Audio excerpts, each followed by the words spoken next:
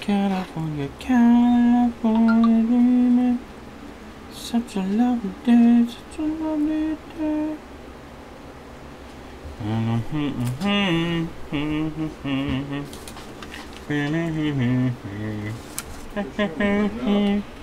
What?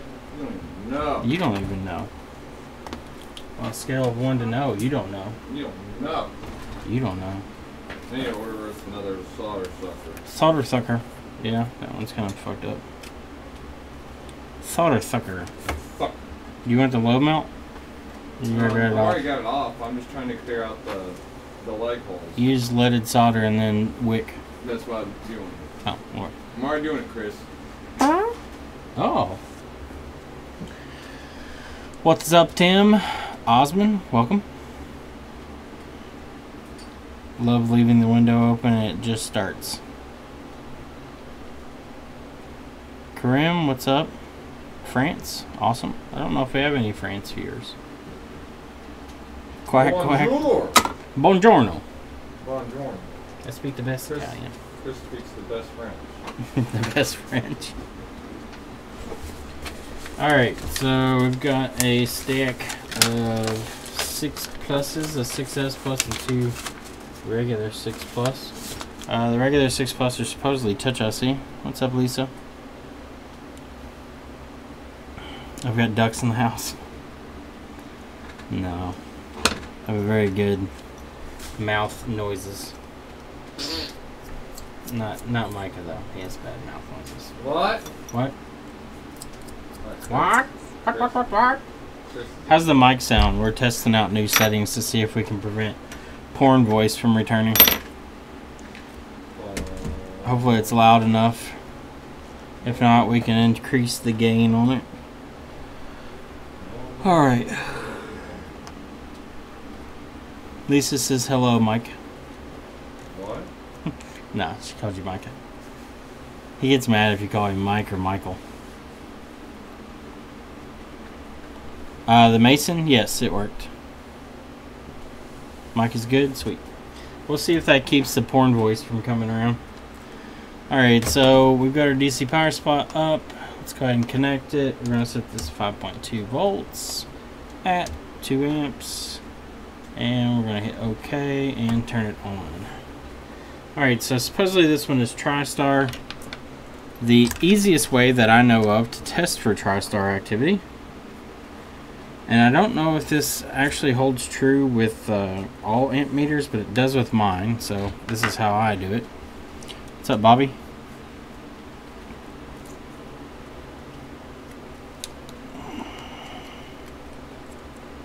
Greg, that probably sounds like a good idea, actually.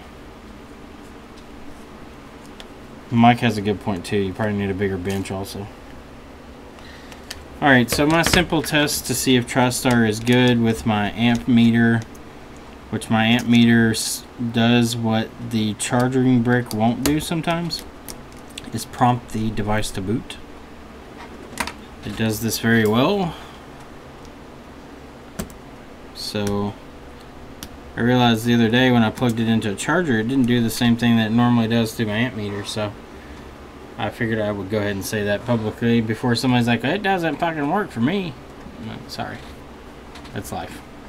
Alright, so if you look at the amp draw there, we're sitting at about what looks to be about 40 milliamps. Bounces around a little bit, but not too much. Now, when I plug in this phone, if TriStar is working properly, that amperage should jump up to about 100 milliamps.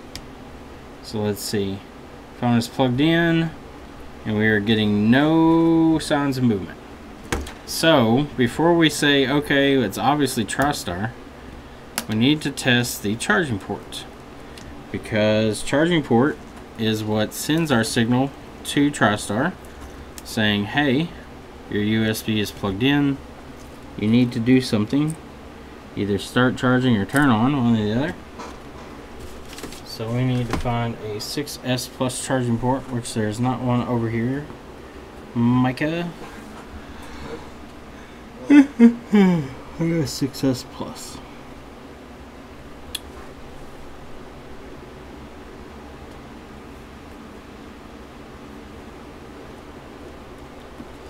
Can I change the color of the digits on the DC power supply? No, I can't.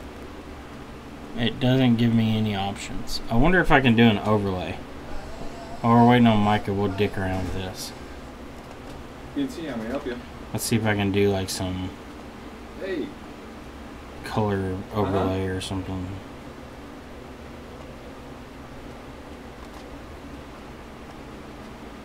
Send you a PayPal invoice. Let me jot down all your information there, okay? I don't know what it's doing, so I can't really see. Let's see here. Brightness, no. Alright, contrast. On the who we're shipping to. Does contrast help? Contrast seems to help.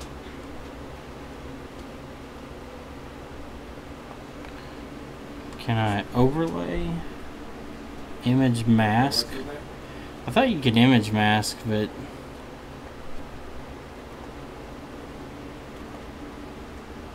I haven't seen anything that. And the address. Let's see what happens here. Let's do 50.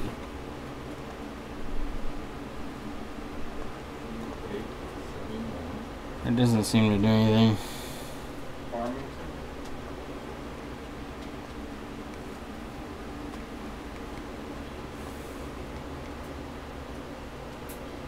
Does anybody know an open broadcaster what you can do?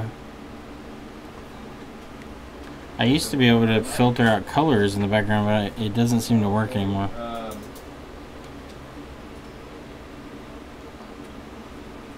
Apply lit, no. Okay. And now color correction. Select a color. Well, that allows me to do an overlay color. That's not it though. It looks like blood red.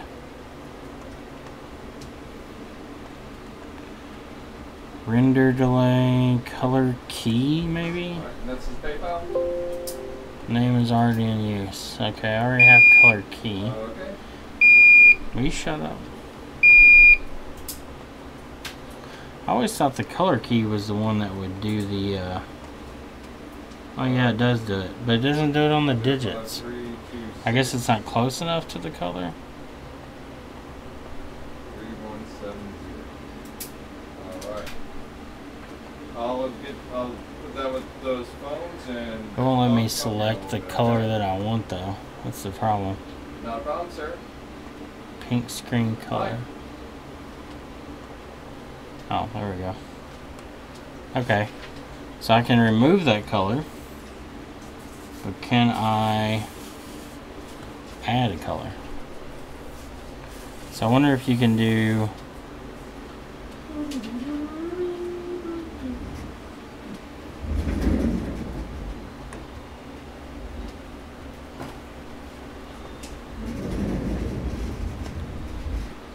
It's not color correction. We don't want correction. I want to be able to replace a color, but I don't know.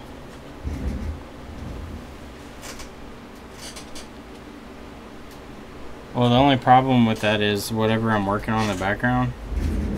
See, it's gonna fuck with it. It's gonna be hard for you all to see sometimes.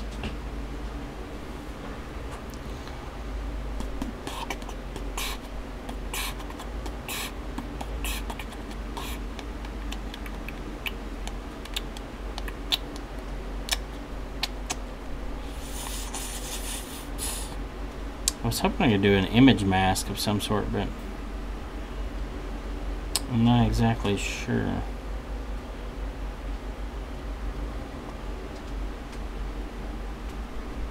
Pink screen, color selection.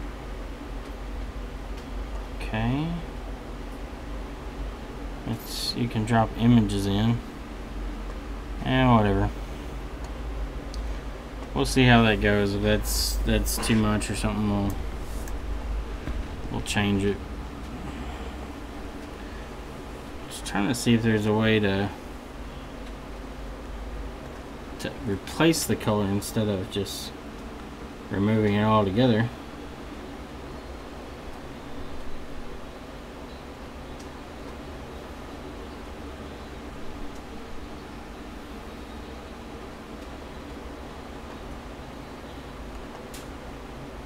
I don't know. Maybe that helps, maybe that hurts. You all tell me if it hurts or helps.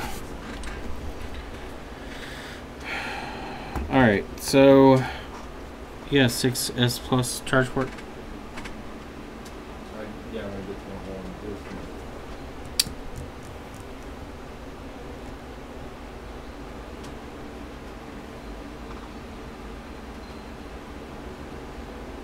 one. GG is good going, or good game. Good game. It can be going if you want it to be.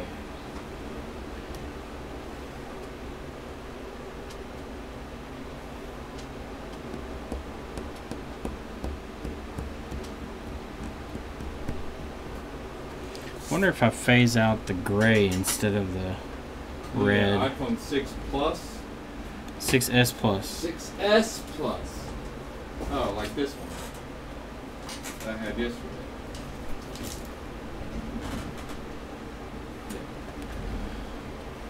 Yep. Alright.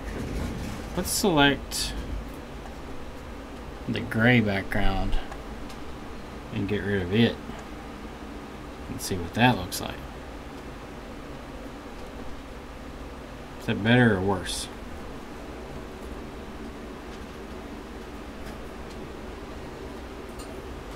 I don't know if that's better or worse.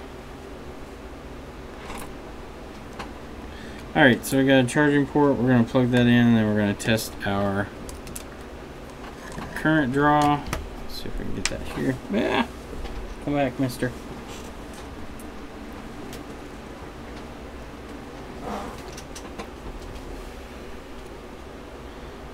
Alright, so got our new charge port plugged in. Let's see if our amp draw goes anywhere. So our amp draw is still nothing. So that should be jumping up over 100 milliamps and it's not. So this is most likely going to be TriStar. So we need to go ahead and remove the housing. My mat's starting to tear up a little bit. The hot air station's about to get all up in my business too. If it goes to porn voice, you all tell me. I called Samsung and they said if it keeps doing it after dicking around with it for a while, just send it in and they'll replace it for free. So those are good people. They are good people. They're good peeps over there. Those are good people. Hello everybody watching on Twitch. We got a couple people there.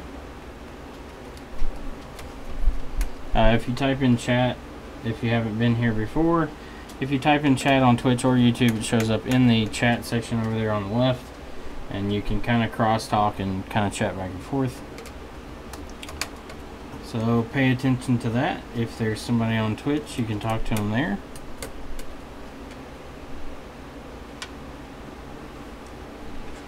I was pretty happy with our experiment this morning. It really did kind of show, like, when Jessa says practical board repair, it means practical. It may not be EE approved, but function over not function is better than nothing in our case.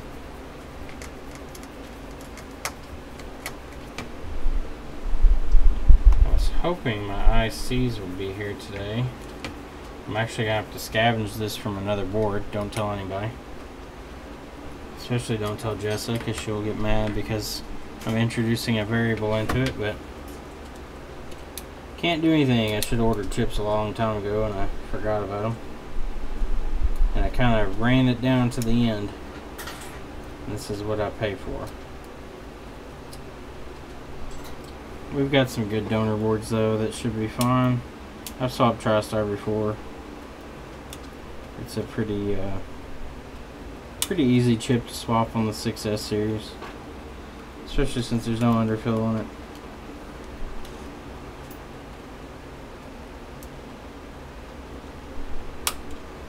On the 6S and 6S Plus, you need to make sure when you're taking these apart, there is a hidden antenna on all of these that is underneath the board. Always make sure to pay attention when you pull that apart, because You don't disconnect that, you rip that cable, and then they won't have, I believe it cuts off LTE service. If you rip the top cable, it cuts off the Wi-Fi. You can't pick up any Wi-Fi channels. So be conscious of that.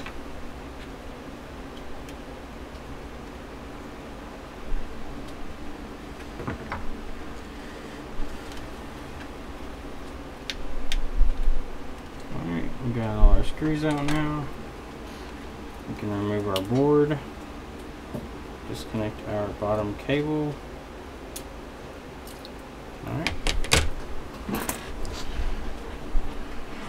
This isn't the new mic, right? It's the same mic. I changed the settings on it. So before we had the microphone on omnidirectional, so it would pick up anything Micah said too behind it. It has two receivers, one front and back. And we had it set up so that it would pick up anything behind it, because when Micah and I talk, you all could hear it. We now have it set to just directional, like towards me. You'll still be able to hear Micah, but it'll be a lot softer. What we're thinking is maybe the fans, the noise from the fans hitting the microphone or throwing it off, but we'll see. The one direction though of the mic does make the audio lower, so if it is too low, let me know. We can do some digital boosting on it to bring that audio volume up. Micah is soft. He is. He's soft and squishy. I know she is. Supple lady. The softer side of Micah. He is the brownie man.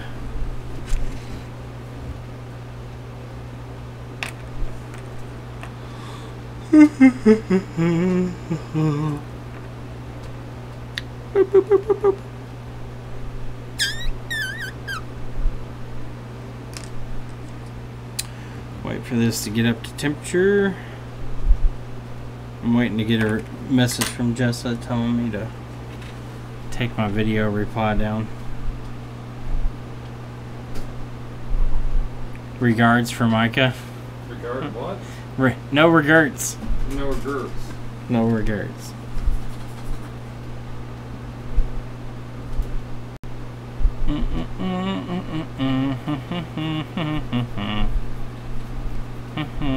That's my motto, Chris. Your motto is shutting the hell up. So. What's up, Brandon? Alright, so let's remove our IC. This is a 1610A3 TriStar.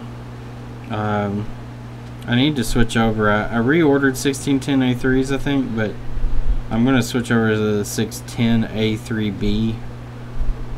It works. I wanted to test it, make sure. I know people would confirm that it works, but I just wanted to make sure.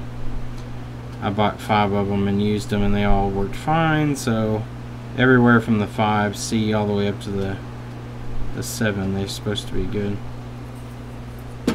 Alright, so we got our IC off. Not having a good day. Why not? Seems like you did a good job on this. Oh, we're talking about Special Brenning's truck. Micah don't play.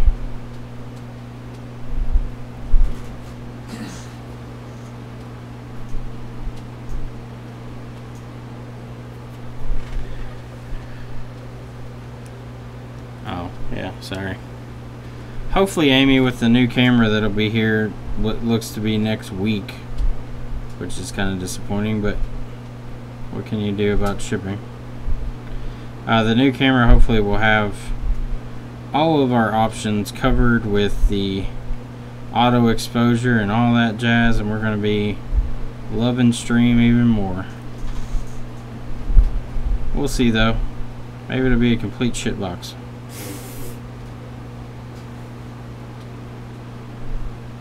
A distinct possibility.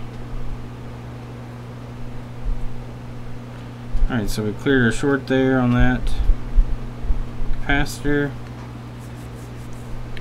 5 touch ICs with jumper, and none of them worked. Spent 2 hours fiddling with them. Man. 5 hours, none of them worked. You're getting no touch at all after replacement? Are you replacing some new chips or reballing?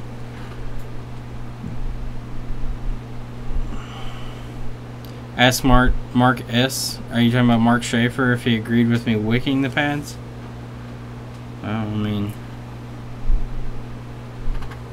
complete shitbox, the anti-jinx.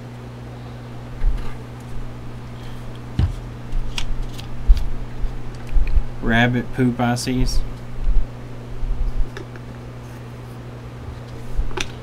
I don't even know what rabbit poop ICs means. Is there a carrot IC? Nugget IC?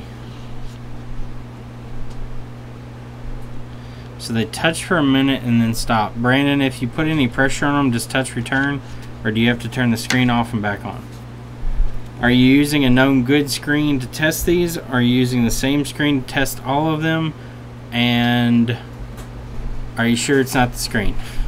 Because the screen can cause that. We have one here that I believe might be a screen issue, but I don't think it is. I think I can press on the board and get the touch to stop working. But we have seen many of them with copy screens on them, and the copy screens have touch issues. And people sit there and pull their hair out trying to get touch to work, and it's the screen itself. It's trolled me before. Done trolled Chris.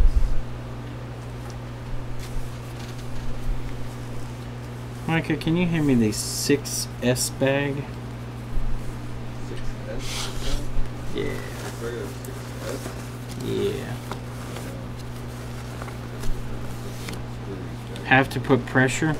Okay, so Brandon, your issue is they're probably not soldered well if you have to apply pressure. Are you sure your jumper's good, and are you sure that they are soldered down well?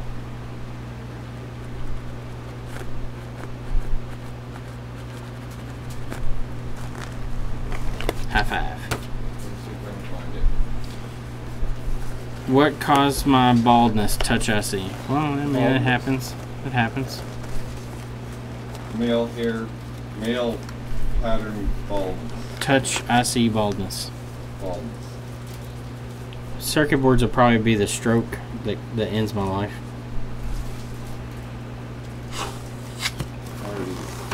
What are you laughing about, Chuck?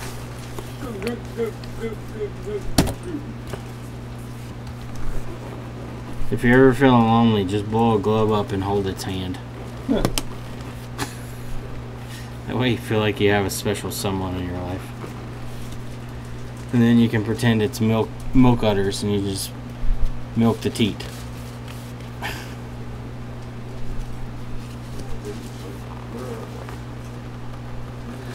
Yeah, testosterone is the #1 reason for hair loss. When you're too manly for hair. I think I'm going to be too manly for hair. Micah's feeling a little manly for hair. What are these? Are these just regular 6s or are these 6s? Good melting temps. Mark, are you taking it off or are you putting it on? I wouldn't put one on with low melt. That thing will break loose in a heartbeat. If you're taking it off, use your regular temperature because you still have to melt the lead free.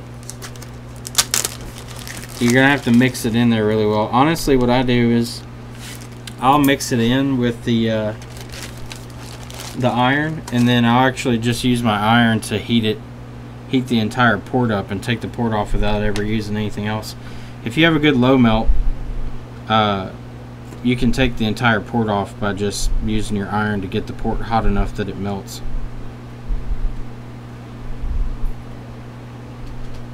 Alright, let's get those out of the way. Some space to get to my IC. Thank you. Alright, so I'm going to snag this IC off the board here.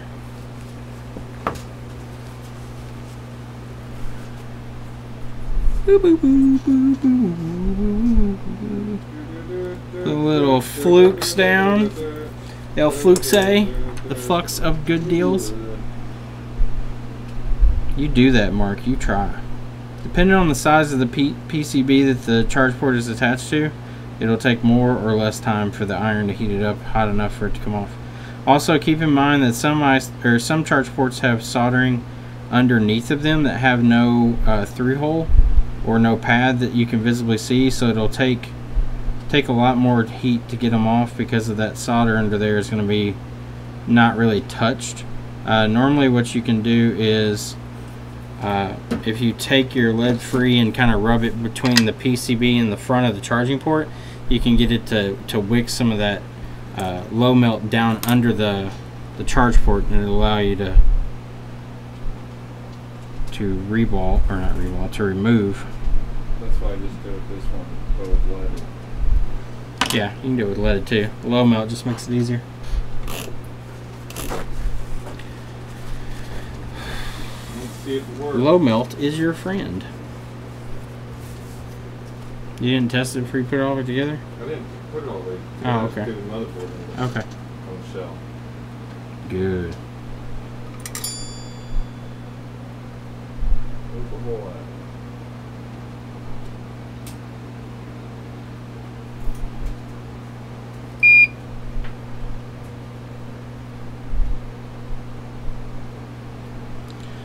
Alright.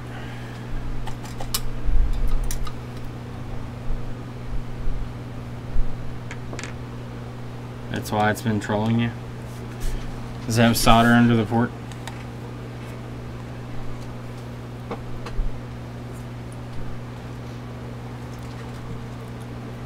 Samsungs, a lot of the Samsungs have a solder pad directly under the port. It's supposed to help add rigidity to them, because the older models, like your S3 and S4, the only structural support they had were the legs and then the back pins.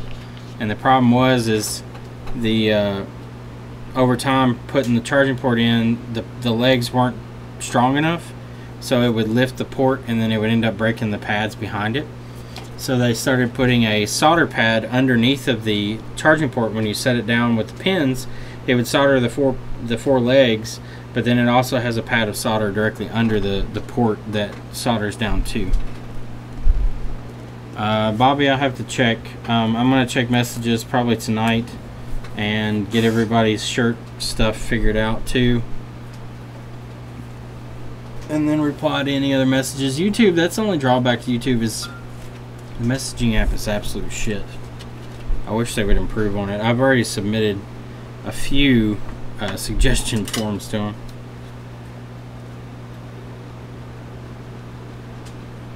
I don't know how much that actually does anything, but whatever. Yep, exactly. Yeah, the pads would break on them eventually.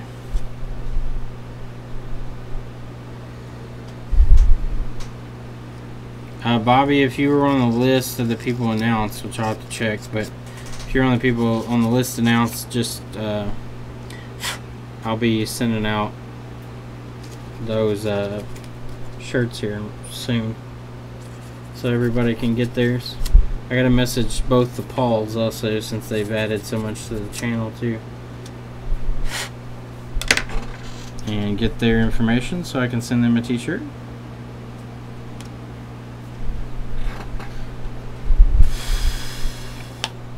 YouTube, everything's been sent to YouTube, I think. If I couldn't message you directly, I sent a message in the chat section. Well, not chat, but the comment section of the videos. If you didn't see it or something like that, just shoot me a message, because it won't allow me to send you one if you don't have a channel that's actually set up with videos for some reason. But I think you all can send me messages, so if you go to my channel and go to the About page and then go top right, it should say Send Message, and then you can send me a message there.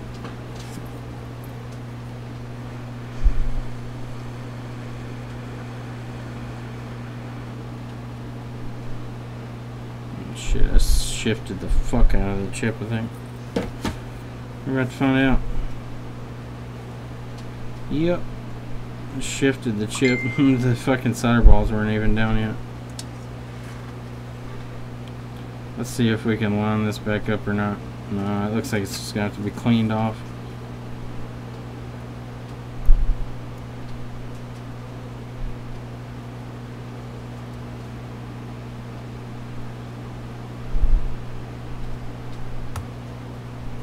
Yep, just gonna have to clean it back off.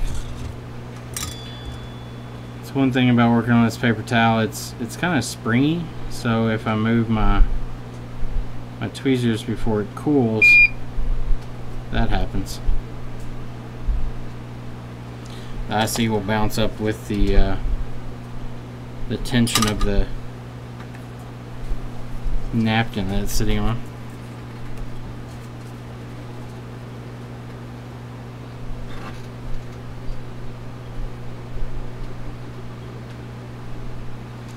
Yeah, I don't like ABG. I'm not a big fan. I don't like Norton at all. I think it's a completely useless fucking program. I don't like McAfee or whatever the fuck it is. I'm not a big fan of McAfee either. I think a lot of the paid subscription antivirus programs tend to be shit. I'm personal of Malwarebytes.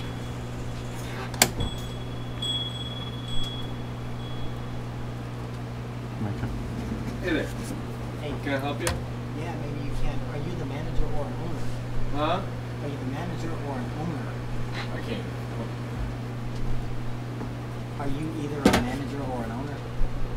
No. Maybe you can help me, maybe you can't. If you can't, dude, I'll gladly turn around and walk away. Okay. But man, I'm just a traveling coming through. My job at place fell through in the last 15 days. Whatever, right? Can you put me to work to make anything you need on me, right? Probably not, no. You know of any places they can? Not off the top of my head, honestly. There's a place around up the street that does local, I think, work, like detail stuff, if you wanted to go up there and check. Like, see, I know it's late in the afternoon, and I'm waiting at the sub. I'm waiting for my Social Security card and a food stamp card to come. Until then, I'm out looking for work like this. That is what it is, man. I'm sorry to bother you guys. I don't know, you're fine. Like I said, there's a place right up the street there if you're looking for work. I don't even know the city like that. Literally one block up there to the left past the bank, there's a place that does, it's like local work and stuff that are, people are needing jobs and stuff. No problem.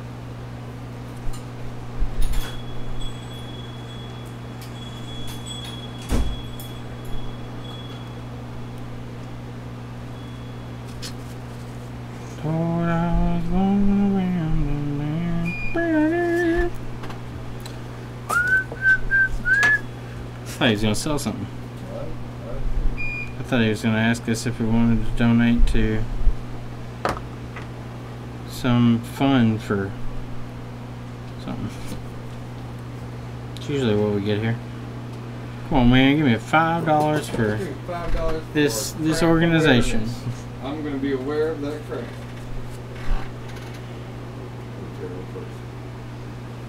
Horrible person.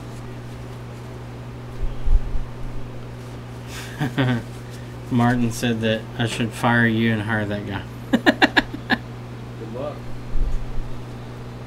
Do it.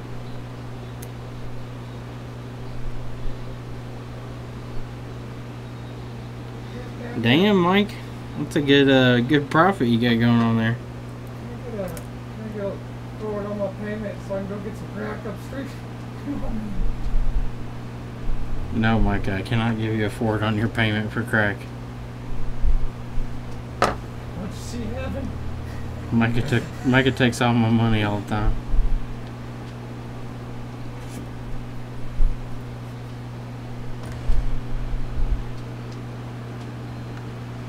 Alright, so we're going to solder our IC back on.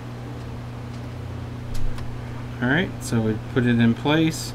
If you hold the IC while the flux melts, it'll kind of get tacky. And that way when the IC is reheated again, it won't like fly the fuck off and it'll kind of stay where it needs to be. Wow, I just noticed something. This board is highly bent. Don't bend it. And it's because the frame is bent. So, God bless. Look at this, Micah. Hold on. Oh God. It's got a fucking curve in it. Look at the gap under it. Is that right where CPU is? No, it's past the CPU, but it's...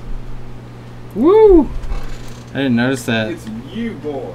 It's got a... I don't know if you all can see it. You can barely see it there, but there's a substantial bend in this board. Like, see if you can see the flex in it. See the flex in the board? Like, that's where it normally sits, and then I can press it down. So...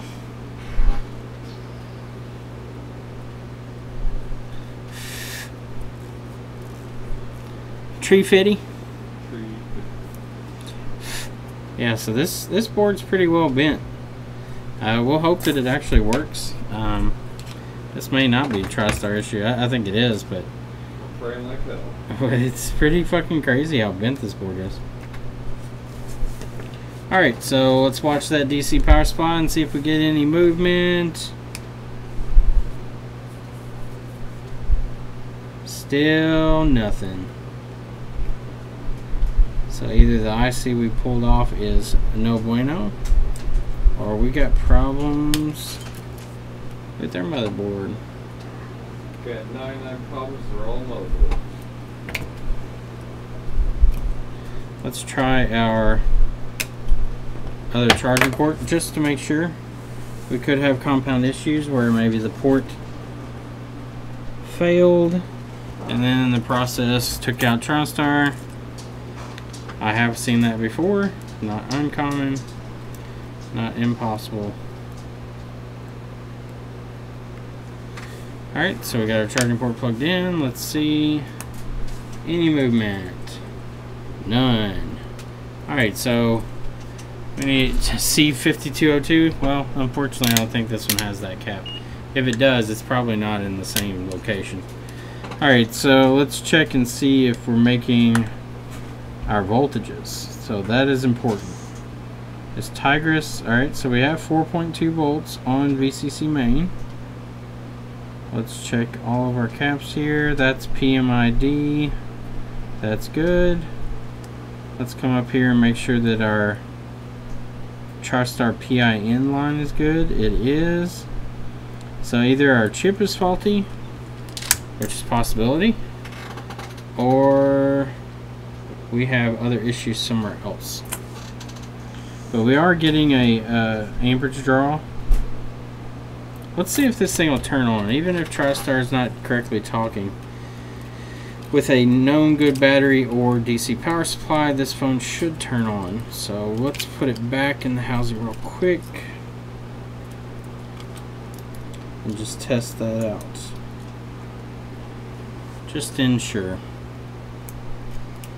I probably would have done that first if I'd seen that bend. I wasn't even paying attention to it, so if I'd seen that bend first, I probably would have tested to make sure it's still even powered on, because usually bent boards equal other problems. Alright, so we got our power button plugged in. Let's plug in our screen.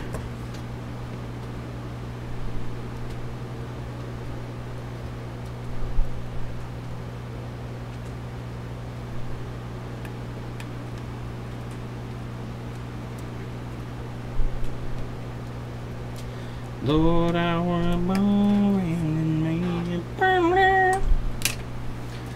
Alright, so we're going to grab our cables. Let's switch this to 4.2 volts for the battery voltage. 2 amps is fine. We'll leave the 2 amps sit. Does anyone know if AdBlocker will stop the stupid hijacker Microsoft crap? I don't know if it will or not. It will block some of it, but not all of it. Alright, so we got our DC power supply plugged in. You can see there it's drawing 20 milliamps, which is normal for my cables here. And when we hit the power button, okay, it goes straight to a 700 milliamp draw. And let's see where the heat's coming from. Heat is coming from... We'll use the face method. CPU. So the CPU is getting hot, and the iPhone is not booting. So our bend in our board may equal no more CPU, short on one of the lines, probably SD line, and this may be a lost cause.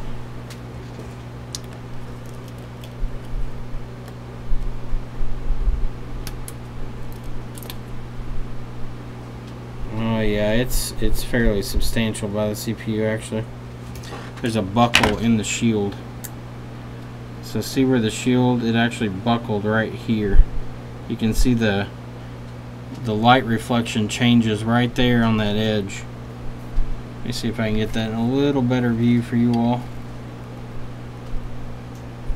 So right here, like diagonally like this, there's a light change, and that's because it's bent right there. And you can see there's a substantial bend in the board. Let's see, with a flat object next to it. Let's see here.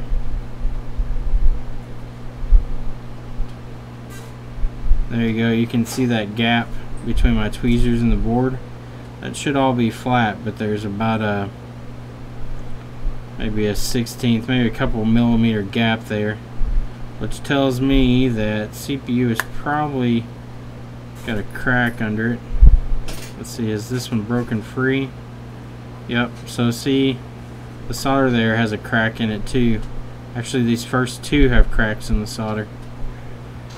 Let me see if I can get in close enough to where you all can see that. So you can see there's a crack in the actual solder there. If you look here, no crack in that one, and there's no crack in that one.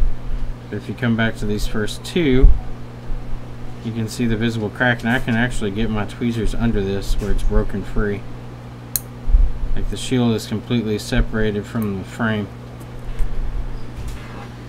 So this one's probably going to be a no fix, but we'll take the CPU shield off and take a look. See if maybe it's like chestnut or something. The bend is high up. It may be above CPU, but it doesn't mean it hasn't damaged CPU.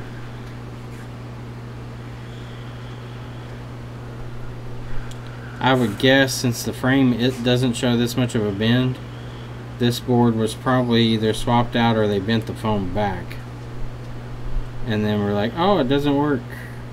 Why doesn't it work? Somebody tell me why it doesn't work. I have no idea why it would stop working. Alright, so let's look for any physical damage around the CPU. Okay. Should be a good viewing distance, so we're going to look. Well, there's a coil that just fell off. So this coil was completely loose,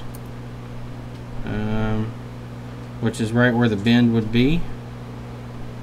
So that coil came off. This coil's cracked. This coil's cracked. Let's see, is anybody else loose? These caps seem okay. Looks like we got. Looks like the actual. I'm trying to tell here if the SD RAM is actually shifted.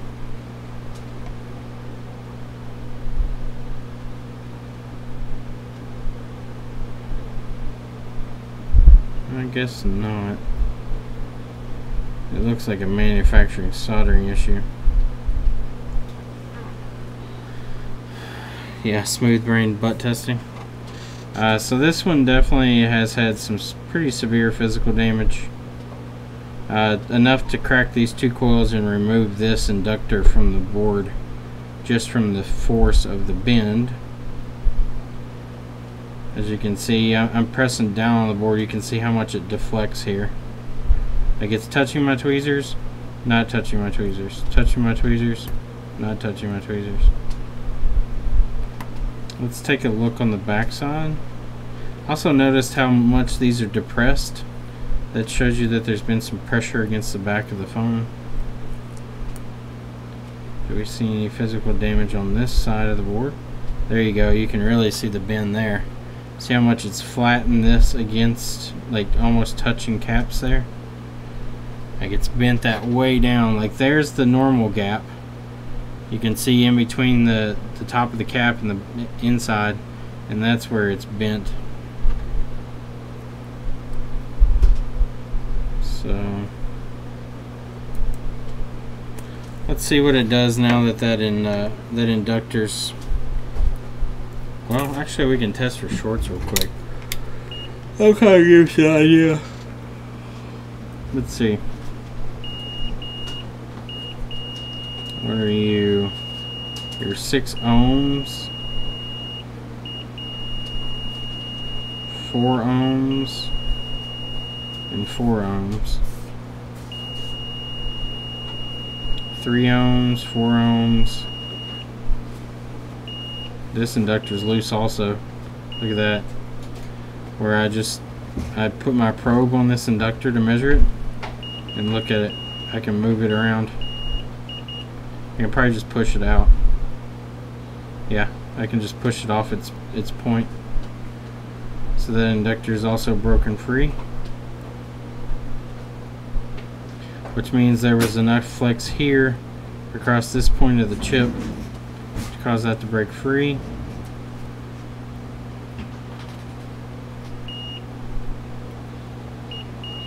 This cap's loose. It's reading 0.45 amp. Alright, so these are all on that line that's shorted, but this cap is loose.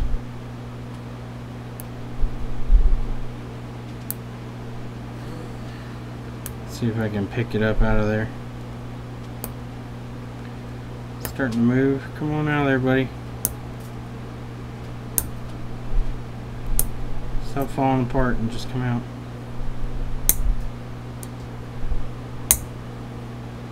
Evidently it doesn't want to come out.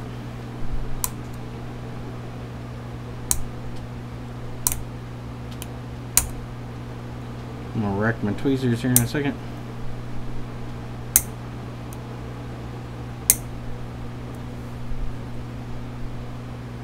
Almost have.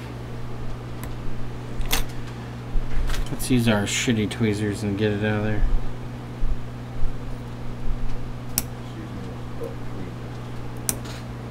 There we go. The cap came apart in pieces. There's still a piece of it still left down in there.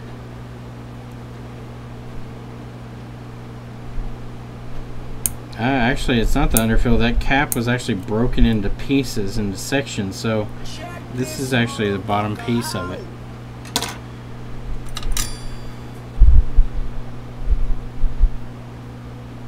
Sounds like we got a new sub on Twitch. So thank you, whoever that was. There we go. Get that. See, there's the bottom section of the capacitor just sitting in there. That's like one layer of the ceramic. So we made our own tiny capacitor.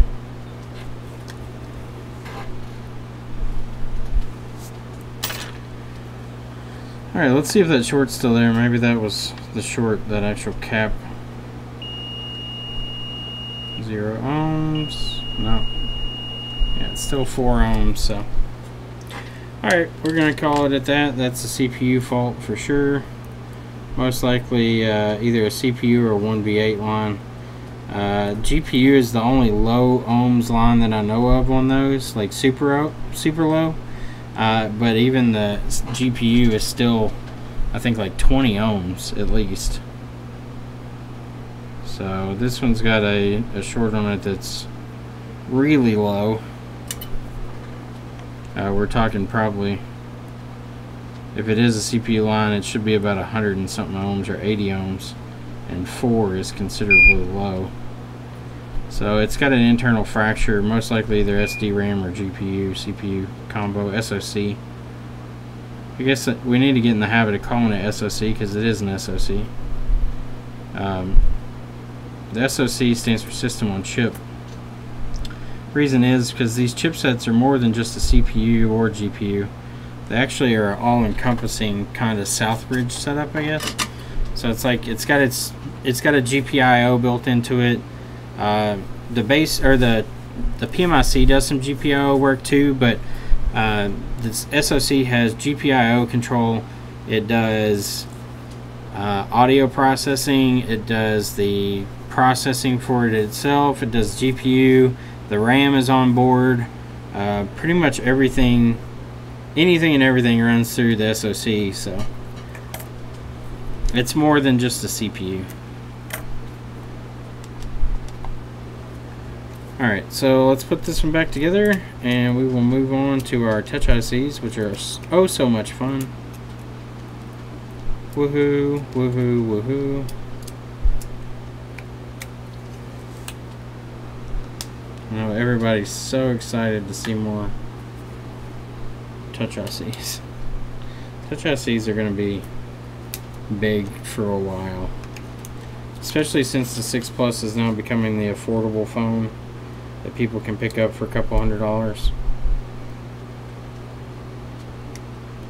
We're still going to see them, and Apple's released fix for the touch IC problem, which was a underfilled version of the Mason chip.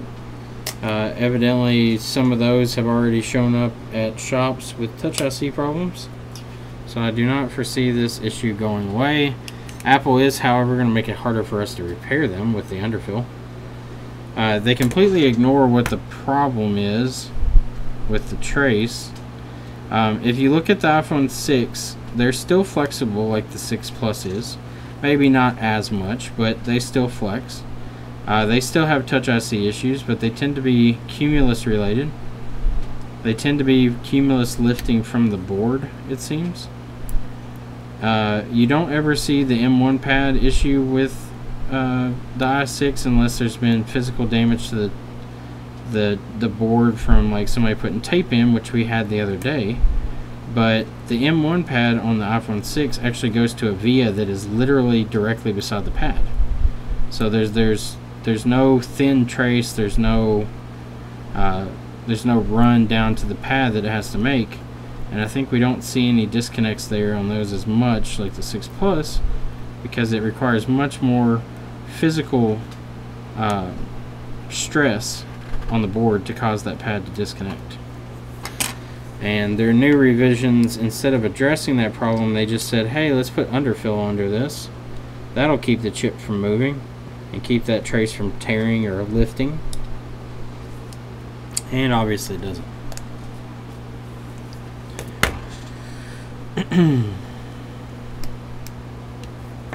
Alright, so let's get all our antennas back into place.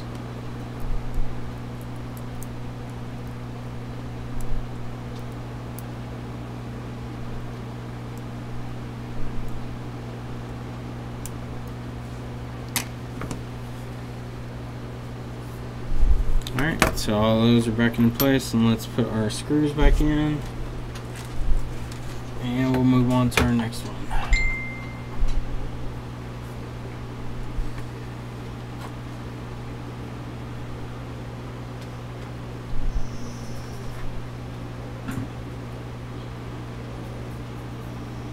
I got Mrs. Lauren back here in a second. Ship out the phones we got done for him and keep on working on the ones that we don't have done yet. We got a 5C I want to finish up before we ship them out. I think it's just the mic or the speaker itself, but it could be.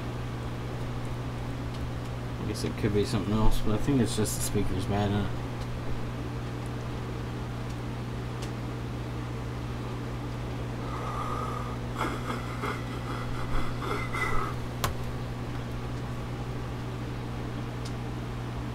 Once we knock out these touch ICs, I'll actually start working on trying to finish up all the stuff Lauren sent in.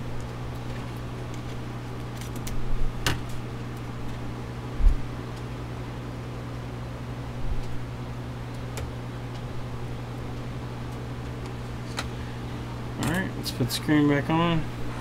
Gustavo, what's up?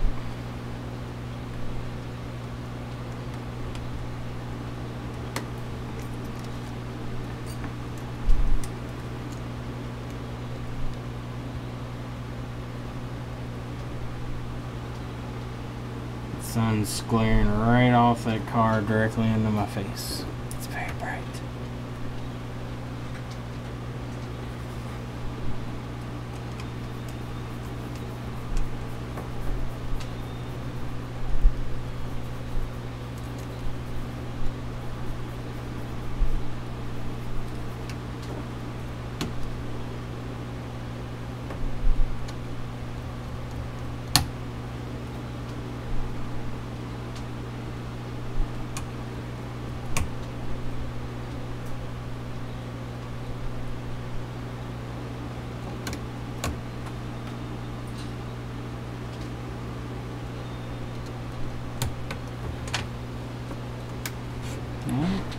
Put our cover on, and then we're going to move on to our 6 Plus Touch ICs.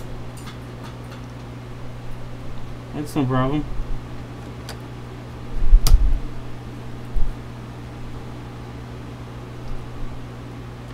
I think it's very difficult to please everybody in this industry, so you kind of have to draw a line and choose where you make your stand on stuff.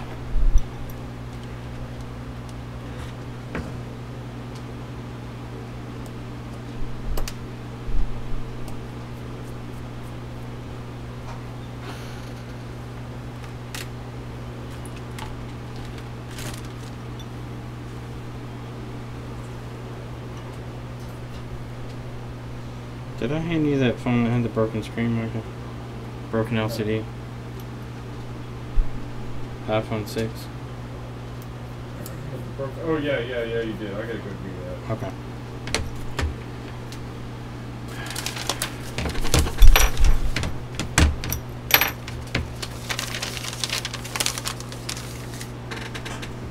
Four months is plenty. There's a guy here in town that offers lifetime warranty. He says lifetime warranty on labor and part, but or not labor, but lifetime warranty on the quality of the labor. I'm pretty sure it looks good, but still not doing it. No, you got several pins that aren't soldered. Which one?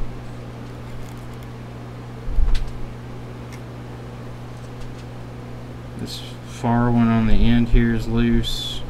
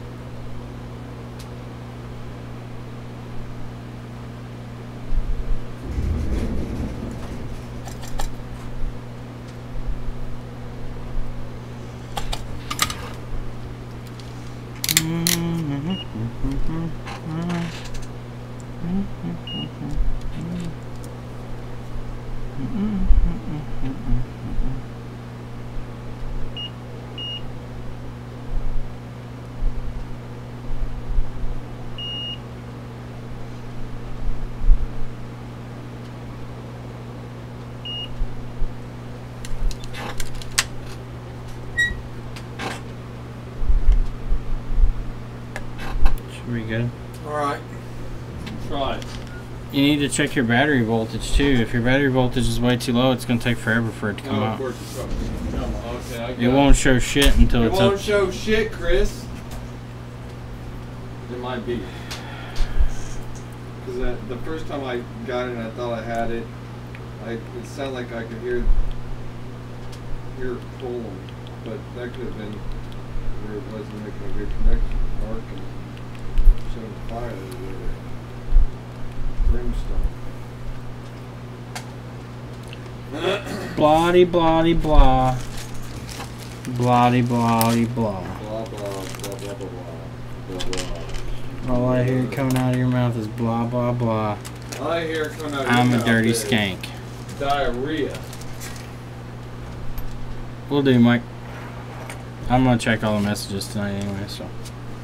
Alright, so this one's supposedly Touch IC. Let's do a quick test. Make sure that it is indeed Touch IC. We got no touch. We got no touch at all. Still no touch at all. Gray flashing bar. No gray flashing bar. Still no touch. It's possible to be Touch IC even if it has no touch like this. Could be just that the M1 pad is completely fucking fucked up. Gone. Yep. Completely separated usually is what the case is. The one that we did earlier today was that way. A woman of ill repute.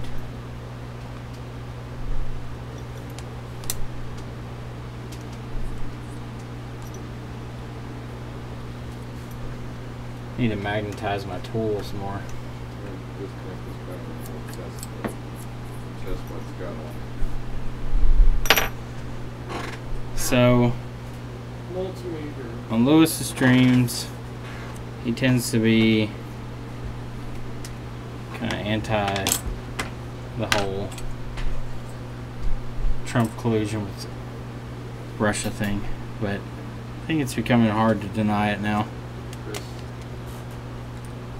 Let's talk about Russia and stuff like that.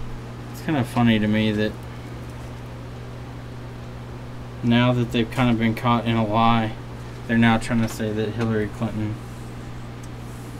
was the one trying to collude with Russia. Which, if she was, I hope they both fucking get convicted. But at what point do you say, okay, there's enough fucking smoke here, there's probably some fire?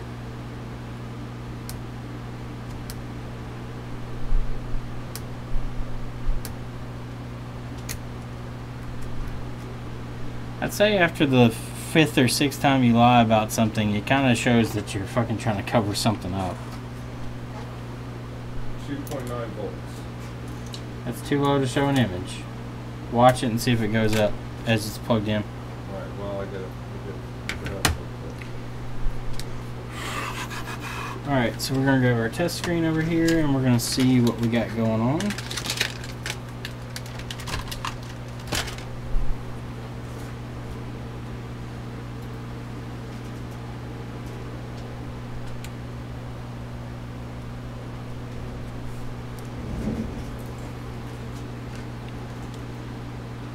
So we're going to let this boot up and then we're going to test and see if it's not the screen.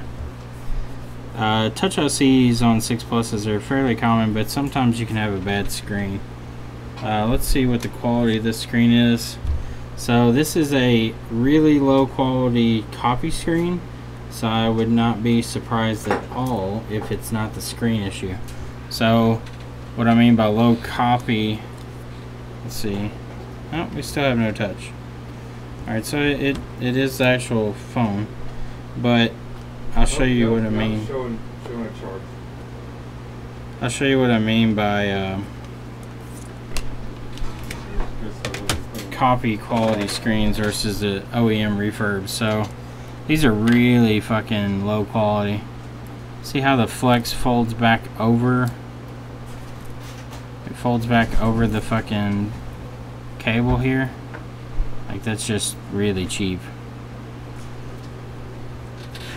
As a community, I would hope that the community would push for better quality parts than that. I'm bringing a ThinkPad to the dentist, so that's good. What time is it in Kentucky? It is 4:28 p.m. I wonder if Trump will go the way of JFK. I don't think. I mean, maybe there's somebody out there, but most liberals aren't gut nuts, so I don't see anybody actively trying to kill him. Maybe somebody desperate enough that's like on their deathbed that doesn't give a shit anymore after he takes away their health care. But most Americans, I wouldn't see it.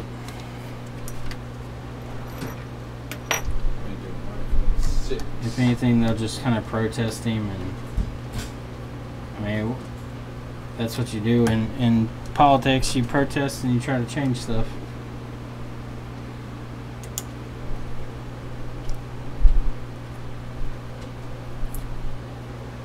More like Nixon, impeach him.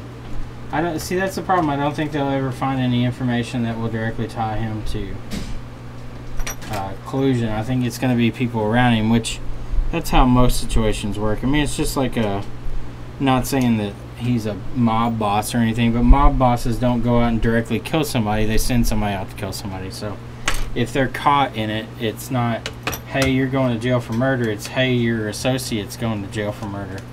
Just like the collusion stuff, it's not going to be directly tied to Trump. It'll be somebody that was under him. And that's what they're finding. They're finding that the people that were helping him were directly talking to Russian lawyers and Russian spies. Or, well, former spies, supposedly. They're no longer spies. Or counterintelligence people, or whatever the fuck they call them.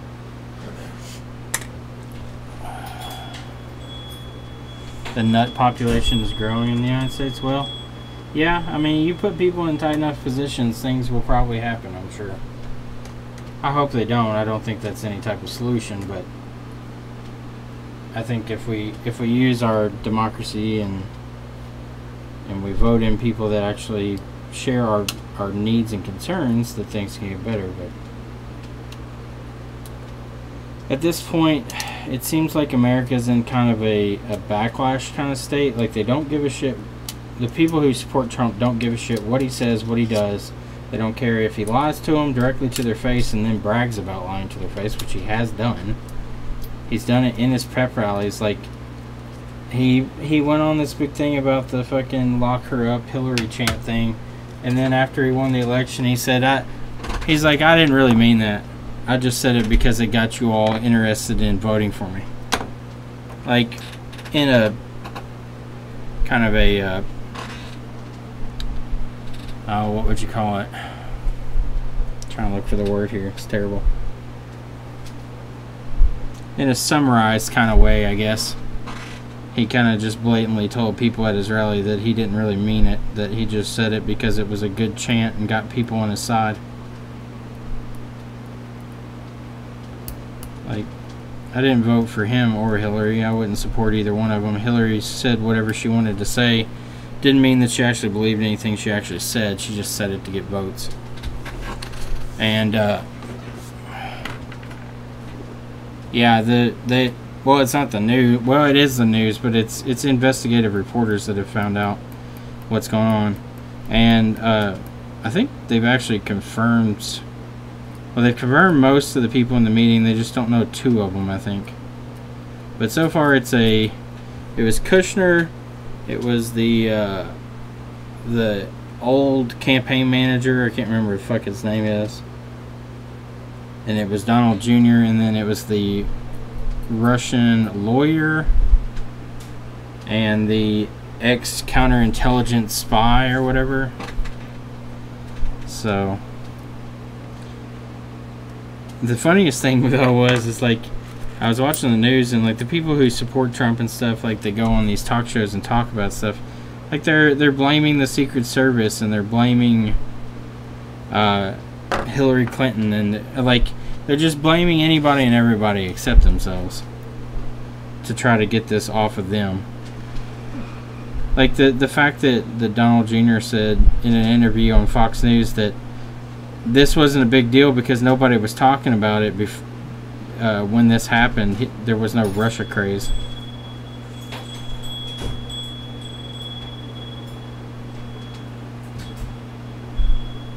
And it would kind of it'd be hard to have a quote-unquote Russia craze if nobody was investigating the possibility of collusion to start with. That only occurred after people found out that you had been meeting with Russia. So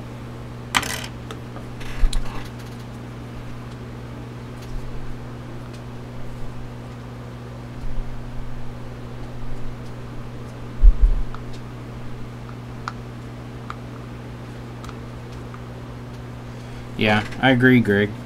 Politicians, a majority of them, there are some politicians that seem like they actually give a shit about their constituents. Like, and I was talking to somebody the other day about this, and I'm not a conservative in most respects. I do believe in accountability for spending, and I do believe in saving money, but I believe in spending the money that we currently spend on things that benefit Americans more so than what we do currently.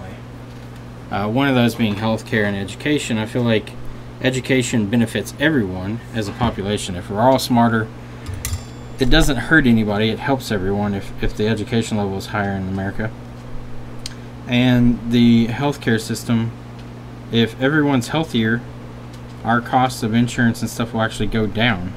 So if you can go and get preventative medicine, or you can get a treatment that will help keep you healthy, that's more beneficial than saying, fuck you, use the ER, and then everybody else that pays taxes has to pay for it anyway. So, because when people go to the ER and don't have money to pay, guess who pays for it? Taxpayers. So your tax money is going to go to pay for somebody's health insurance or health coverage anyway, so why not try to lessen that burden?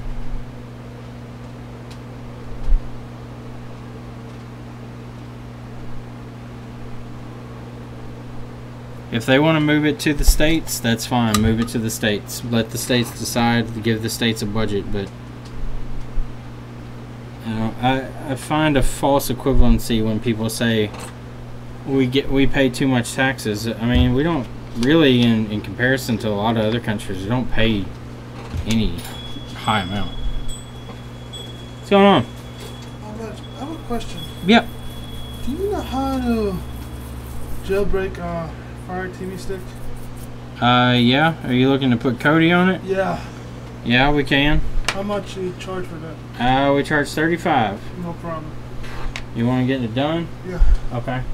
If you want to check back tomorrow, we should have it ready, okay? Tomorrow? Yes, sir. What time how long are you guys open tomorrow? 10 a.m. to 7 p.m. tomorrow. Okay. Let me get my sister, she can give you the information. Okay. No, because I don't know how to do that Cody thing, man. Yeah. We'll get it set up for you. How long do you think it would take to do the Cody? I mean, it doesn't take very long personally, but we have so much stuff right now we got to get done before we can work on it. Think, man. You know, I would mess up some. Här var man nästa mina, så att check. Just ja, nästan. Dräpash me. Okej, hej.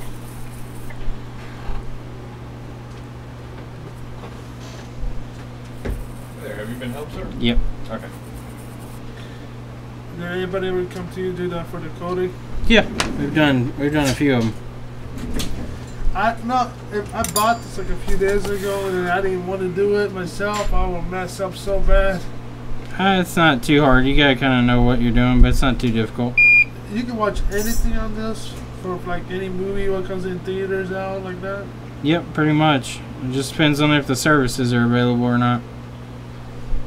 If you have high speed internet too. Yeah, you have to have good internet.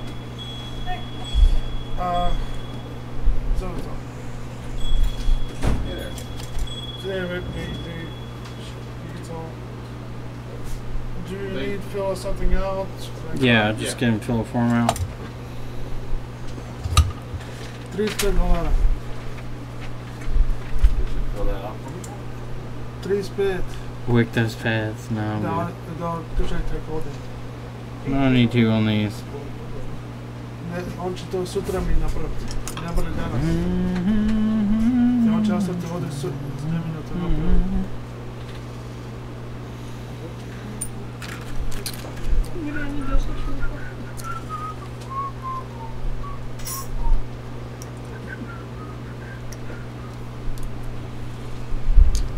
What time do you think you would be ready? Probably in the morning. If I have it ready. About lunchtime. I'll be here maybe like 5. Okay, that's fine. 5 or 6 o'clock in the afternoon. Yeah, that's fine. We'll have it ready for you. We'll test it out and make sure everything's working on it for you. I never hooked. Do I need to pay you now? Or? No, when you pick it up. Ya está todo y So this one. dime que todo es o eso me quiere que solo para tirar para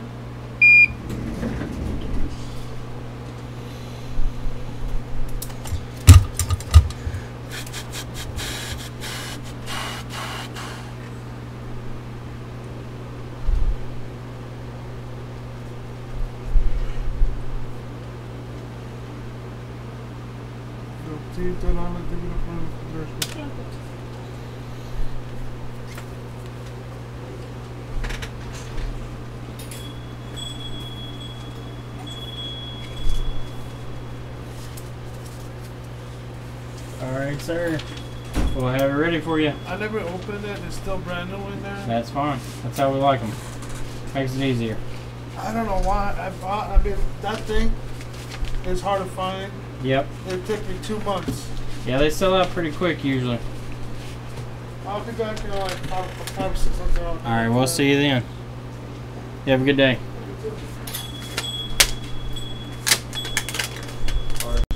Yep. Can't close the door. Can't close the door.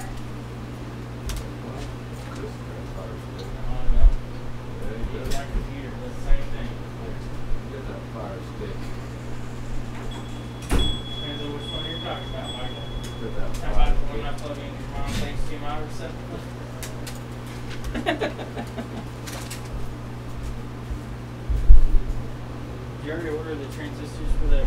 No, not yet. I gotta put the part number out. Kenny, what are you doing? You want a treat? Give me a treat, Kenny. What's going There's a book on it. There you go. Enjoy your treat. Enjoy your treat, Kenny. Feed yourself.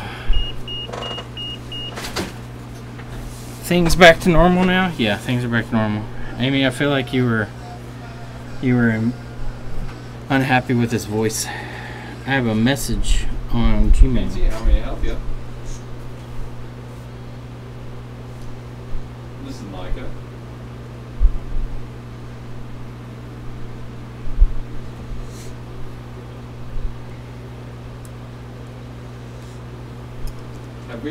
You haven't ever done a TriStar on an iPhone 7, have you?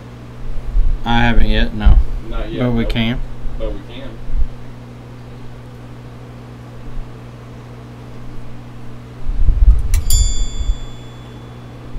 Have you tried disconnecting the battery and seeing what it's pulling, how many amps it's pulling with just the charger? Yeah, try that first. Where the fuck did my cable go? Did it just fly off the table? Do you have the chip for the 7, if it is TriStar? No, I'll have to order it, but I can get them. Yeah. Actually, disconnect we the have a battery. parts board here, right? Oh. We have a we got a part. 7? Yeah, I Yeah, can. we got the part here. We got a part here.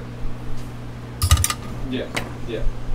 Like I said though, just try it with the with just the charge port with the battery disconnected first. Tell them I need to hook up an amp meter and see what it's Yeah, pulling. you have to hook it up to an amp meter and see what it pulls though, okay? Not a problem. Fine.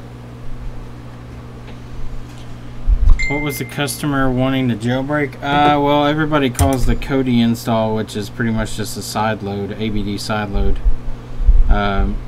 They call it jailbreaking. You can jailbreak the Fire Sticks. The older ones you could do it through software. The newer ones you have to do it through hardware jailbreak. But there's no real purpose to it anymore. Like I said, you can just do an ABD side load and drop those files directly into the memory and install whatever the fuck you want. So everybody just calls it jailbreak.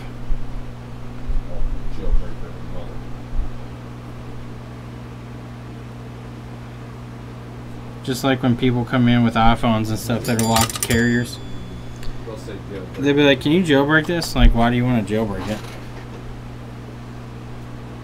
And they're like, "Well, I want to take it to T-Mobile. It's an AT&T phone." I'm like, "Well, that's not jailbreaking. That's unlocking." Yeah, that's what I meant. Oh, okay, that's two different things. Completely. Jailbreaking would be a completely different little situation. Alright, so we got our jumper made there, and now we're going to make our nice little curl. Make sure that's attached to our pad, which it is. Now we're going to come in and we're going to cut off the excess. Okay, got our excess cut off there. We're going to clean that up and then add our UV security blanket that Mark does not use because Mark's a big boy and I'm a little boy who is scared that my jumper's going to move because I don't want to waste my time doing it twice.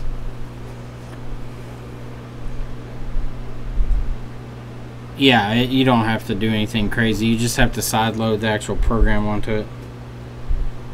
Since there's no USB interface. No reference to a server, pretty much, is what you're doing. Well, the actual program, though. Yeah. Yeah, the rest of it's just a repository server address so that you can download programs from it. Yeah. Do you have customers asking if you can remove iCloud from iPhones and iPads? Yeah, all the time. I tell them no. We tell them we don't do it. We can on iPads, but we don't offer it to the public. It's not iPads that it's stolen. Yeah, it's usually iPhones, and they're all fucking stolen. I found this in my driveway. Yeah. My friend gave this to me, but doesn't know the password. My friend sold me this, and he says he can't remember the password, and Apple won't give.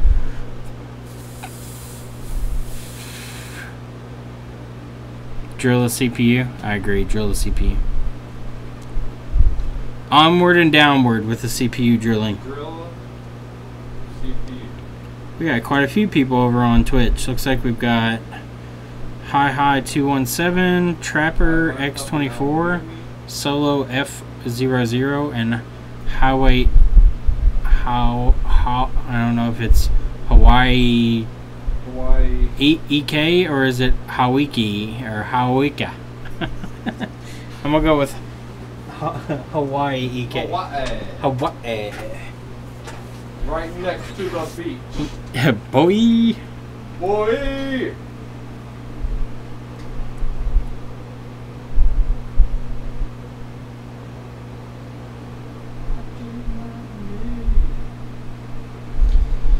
Alright, so we got our coating down.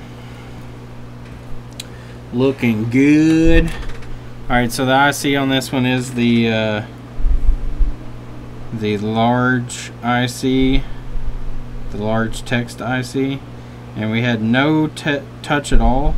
So I'm going to throw this one away because no touch at all. Our pad did not come up. Better than YouTube, no lagging? Well, that's good.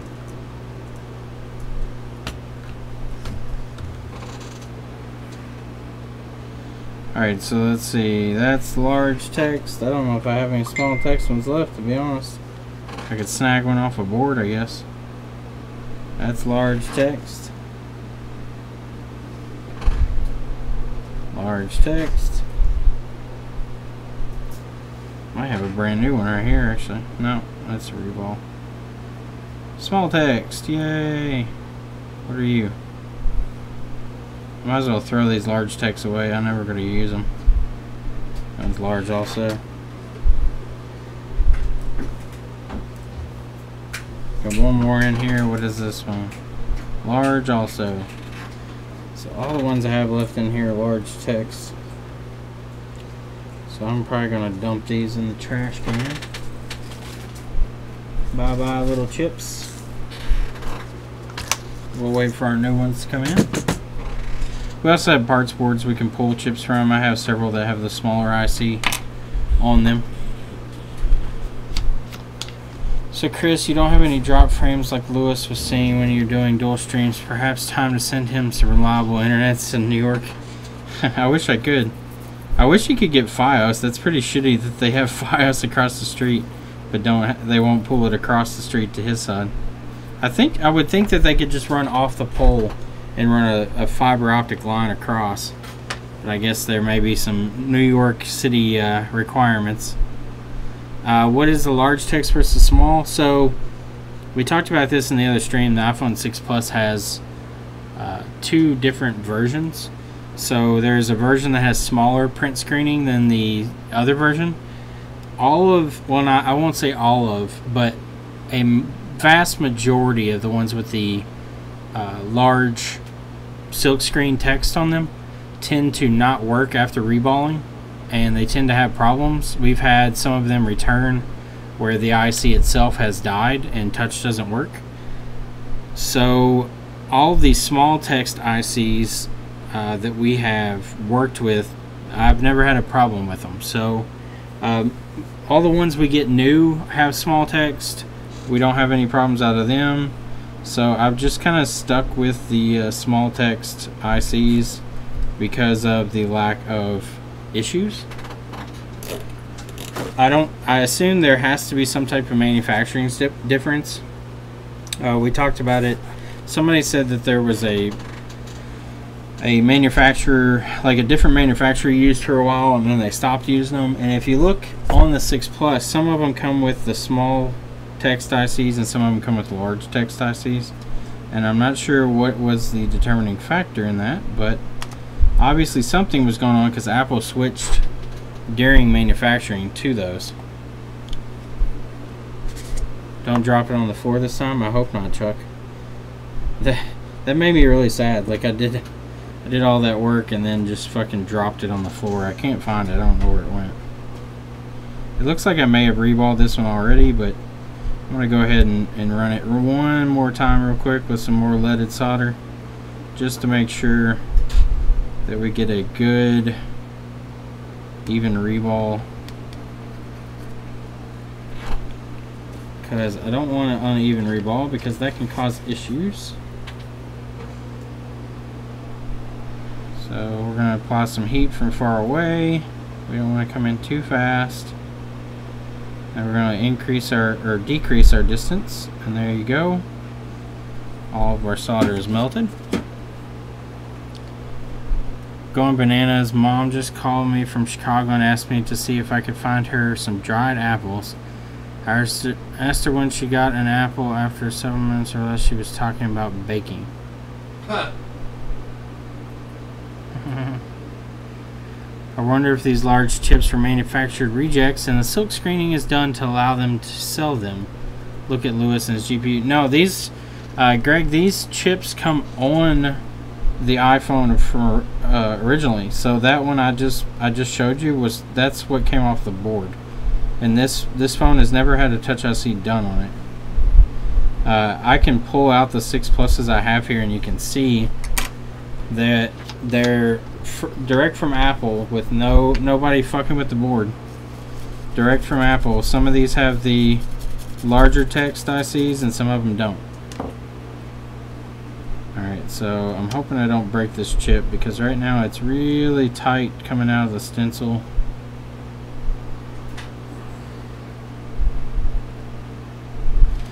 Alright, so I'm going to heat it up real quick just to see if that chip will release. Sometimes heating it will get it to kind of loosen up a little bit.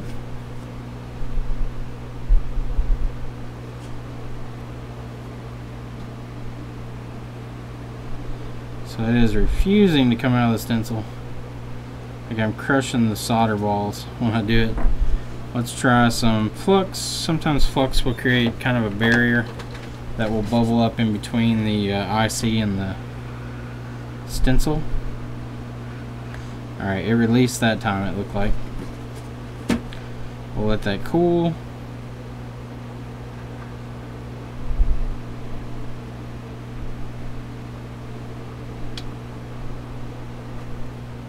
Alright, yeah, the IC's coming out now. There we go. Come on out of there, buddy.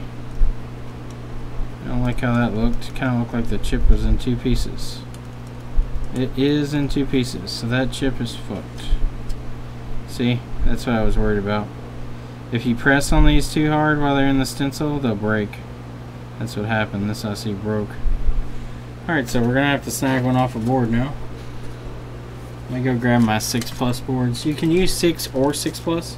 Actually, we have a 6 right here, so let's see. See that iPhone 6 has a small text on it. So we're going to snag this one off this board. And we'll use that one instead. Muffin topped.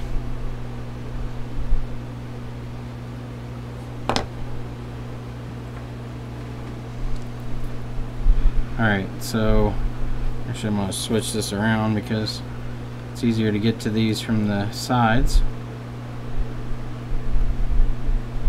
So let's heat this up.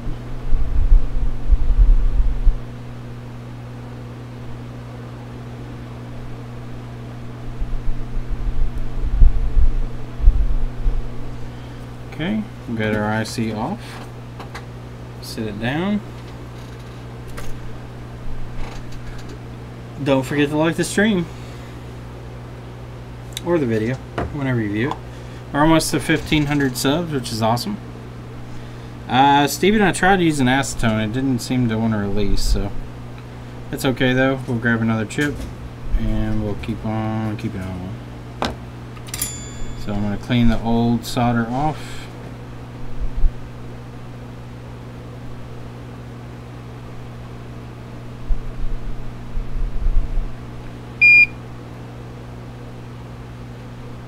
Okay, we got most of the old solder off. Let's clean up our IC.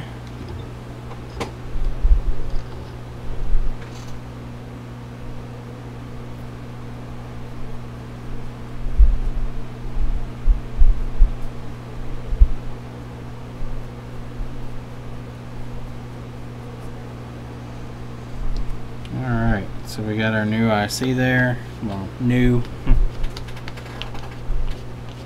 You can't believe he changed his Facebook name to his real name.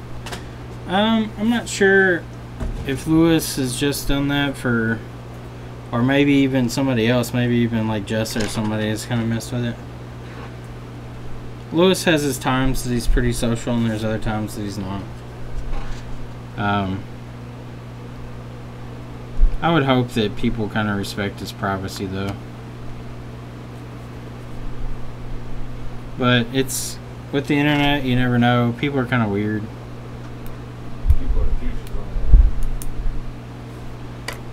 on I just hope that people take it as Lewis is still a person like you and I are, so don't bug the shit out of him.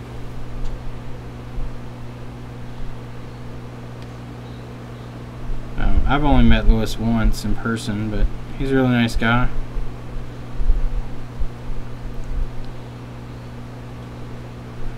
Lewis is, he's pretty reserved in person until he gets to know you. And I think that's why he tends to avoid people as much as he can, because, I don't blame him, especially as many people as he has following him.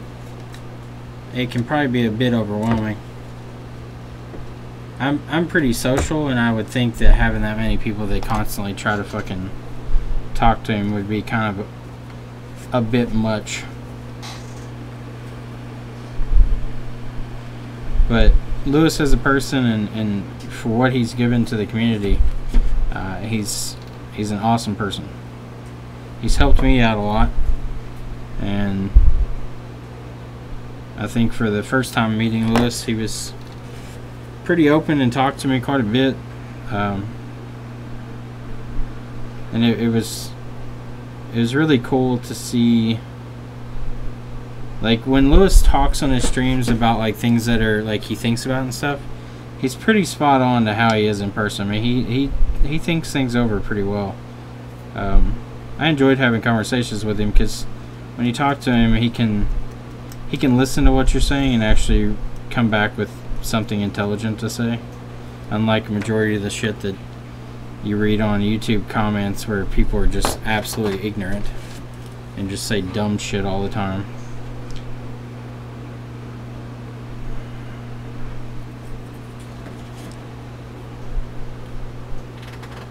A YouTube celebrity? Yeah, not really. I'm like the YouTube trash guy. I take out the trash for everybody else. Hey man, you got a gold play button, man? Can I like hang out with you? I'll take your trash out. Gold play button. When you get 1 million subs, they send you a gold play button. When you get 100,000, they send you a silver one.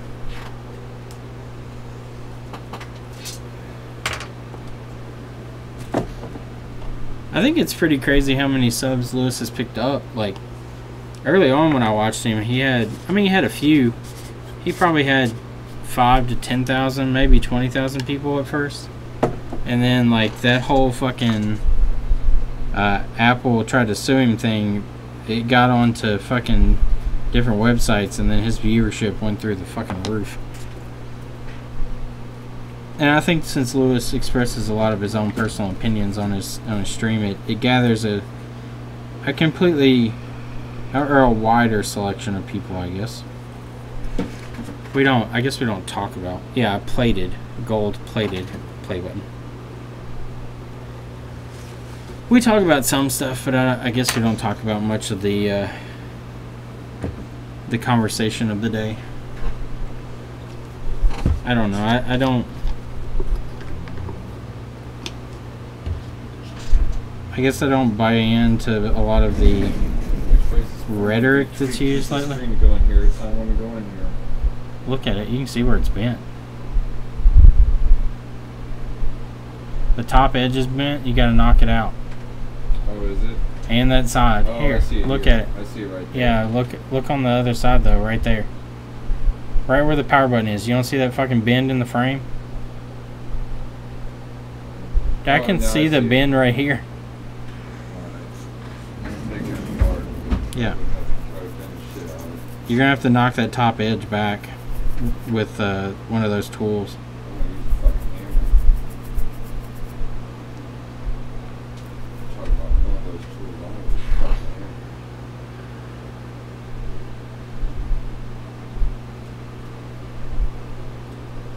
Will you still talk to us normies when you're famous? Yeah, I'll definitely talk to you normies because I'll be a normie still too. I don't think I'll ever be famous for fixing iPhones. All I want to do is be successful at what I do and be able to live my life and then retire. That's my ultimate goal. Alright, so let's put our IC on.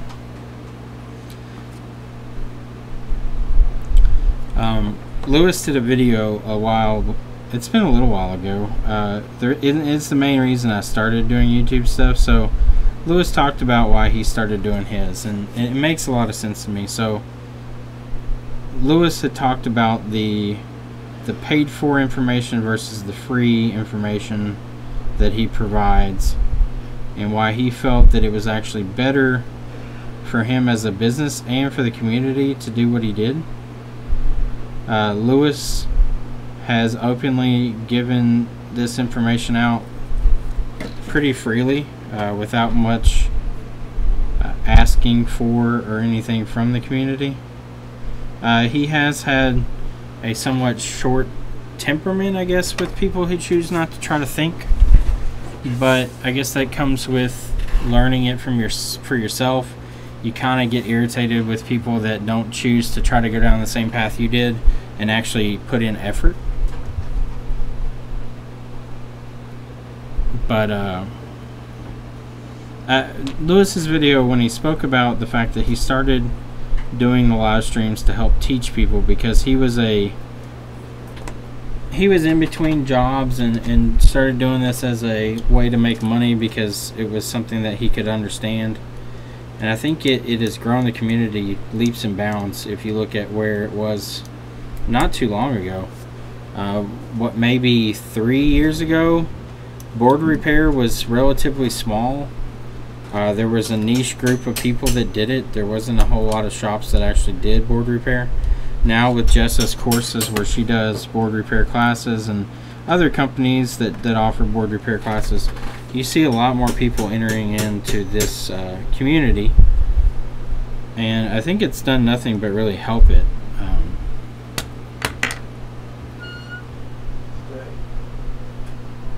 Normal as a cycle in the washing machine. Alright, let's see if their screen works with our chip. I don't know why I put it back in the frame. I'm going to have to take it back out anyway.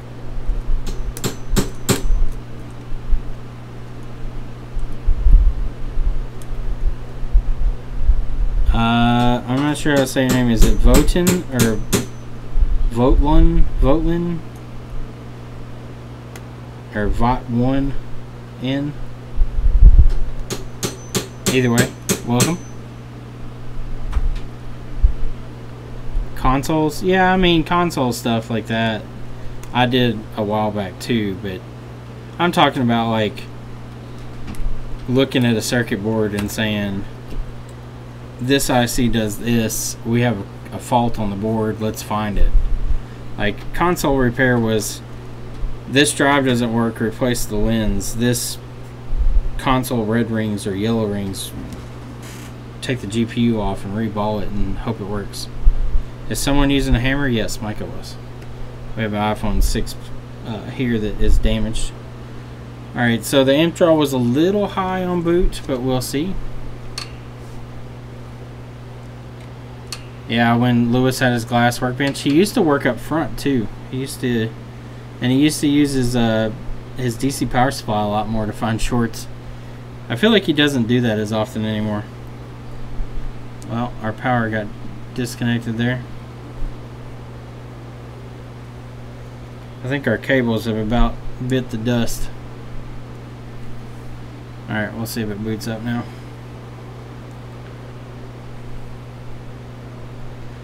Console repair is still kind of that way. There's a little more involved with it now, I guess. Especially with the PS4 repairs and stuff. People are replacing the HDMI encoders and doing actual fault checks for like the data line filters. Alright, so we have touch now. Let's see if our... Alright, we got consistent pull all the way across the screen. The information button in the bottom corner works. Let's click on the regulatory crap. Make sure it slides all the way down. Make sure it slides all the way up. Alright, so touch is good now. Woohoo! Let's do the board test, the tap test. It's good, touch doesn't stop, so we'll call that one a win. Everyone says re-hot, bro? Yeah. Reflowing the CPU or GPU has just never been a fix. And if you've done any of the reballed stuff, it always fails again.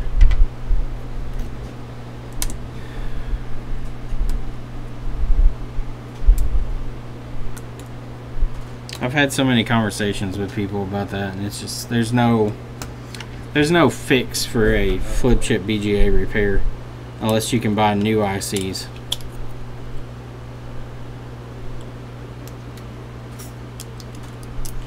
Yeah, TVs have been a fairly big market, electronic workshop. It's something that I'm interested in getting into if we have more space. For now, it's not something I can do because we don't have very much space here. One of the guys that I talk to pretty regularly came to the store the other day to have me look at some phones for him, and he came in, he was like, man, this place is a lot smaller than it looks like. So It's a pretty small shop. We maybe have like 700-800 square feet tops, and most of it's got walls all fucking through it, so it's not a whole lot of usable workspace.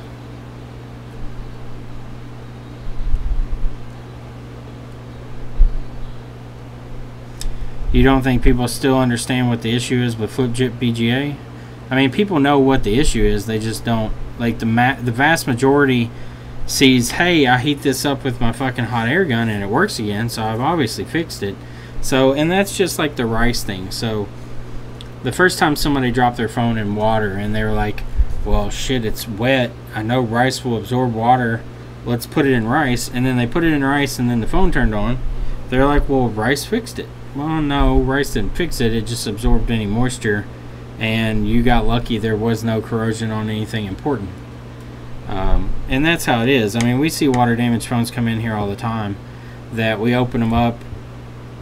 The water damage inside of them is very negligible. It's not a whole lot, and we can clean it out and do some minor touch-ups up on some caps, like some ends that may have gotten some corrosion, and the phone's perfectly fine. And then we get other ones that come in here that it doesn't matter if you left it in a billion pounds of rice. The amount of moisture and corrosion that had occurred from that moisture, it's kind of gone. I mean, there's nothing you can do, and there's no fixing it. Yeah, ZXW is a good program. I like it a lot, but I think I think the BGA flip chip reballing crap kind of got that. It got that mantra that it worked for me, you should do it, it'll work for you, and that's not necessarily what it is, and misinformation gets really spread quickly.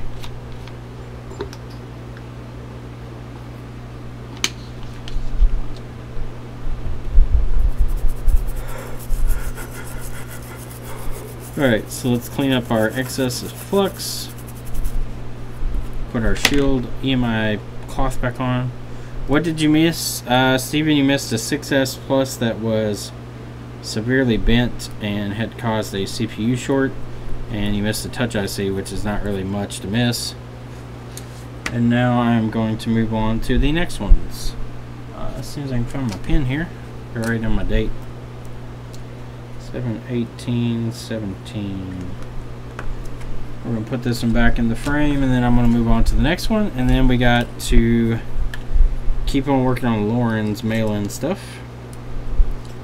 And hopefully we can get through Lauren's stuff fairly quickly. I'm going to throw out the ones that just seem like they're endless rabbit holes of death, and then go on to the ones I think I can fix, and then be done with them.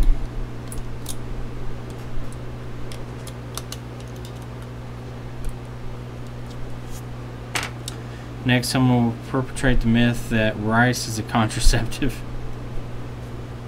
You never get touch ICs? I get them all the fucking time.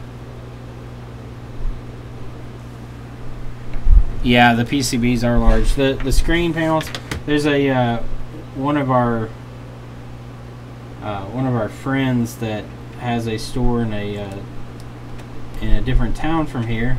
They do TV repairs, and he's got a large garage, and they have all these specialty benches made, well, not really specialty, just purpose-built benches made to sit the TVs on so they can work on them while they're standing.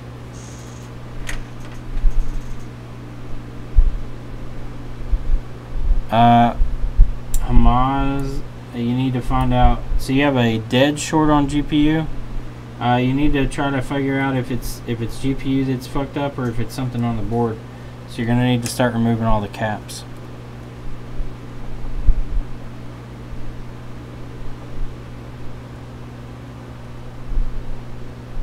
Later, Martin.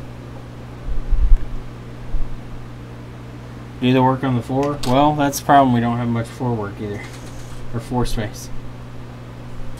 It's just TVs take up. The problem is with TVs, if we have to order any parts, they sit around and especially like backlight repairs. We've had a few backlight repairs here. When we get them in, we don't stock many parts, so we have to order most of everything. So if we need new LEDs for the backlight, we have to order the LEDs, leave the screen apart because there's no sense in doing the work twice, And then when it comes in, take that, put the LEDs on, and then put the screen all back together, and then wait for the customer to come pick it up. And more times than not, the customer drags their fucking ass coming to pick it up. So it just becomes a long, tedious waiting period. And it just gets really, it really hurts us here not having the space. But my plans are, when we get the other store, I'm going to start doing televisions and just have them take them there. If they drop them off here, we'll just run them down there. But we'll do some TV repairs just to add another spectrum to the business. Because TV repairs are fairly simple. Most of the time it's simple. If it's power board, a lot of them tend to be blown up caps or bad fuse or something stupid, like a diode burns up or something and you can see it, it's obvious. Or you'll run into one where like something on the board's just not working and you replace the main board, like a T-Con or a main board goes bad, you just replace them. And they're fairly straightforward to diagnose. But then you also have some, like we have a TV power supply here that the guy said when he turns on the TV he gets no image, nothing, and he gets a slight buzzing noise. And he brought us the power board saying that he thought the power board was bad. And I've tested every cap with my ESR meter. All of them read good. I've tested all the diodes. All the diodes read good. I highly doubt a transformer's failed. So unless it's like some logic circuit on the power board, I'm not going to be able to solve it. I would just have to tell him to order a new power board if he thinks that's what it is. I almost think that it's not a power board issue. I think it could be a main board issue, but PSU worse for TVs, those that don't get fixed and end up taking up room you have to dispose. Yep. TVs from PSU is better. Plasma tees, you need a lot of space. 5S that was ran through a washing machine and removed it, all the underfill on PM 8018. It removed all the underfill from washing it. I have units here waiting 6 months or more for customers to pick up. Yeah, that's what I'm saying. Like, people with televisions, man, that it gets to a point where they just don't give a shit and then it just sits there and you have to... Well, I already went and got a new set. Yeah, pretty much. We have one here that's been here for probably almost a year. It's a 70-inch. It's sitting in the back. I just ended up putting it behind the couch and just leaving it back there because it just takes up so much space.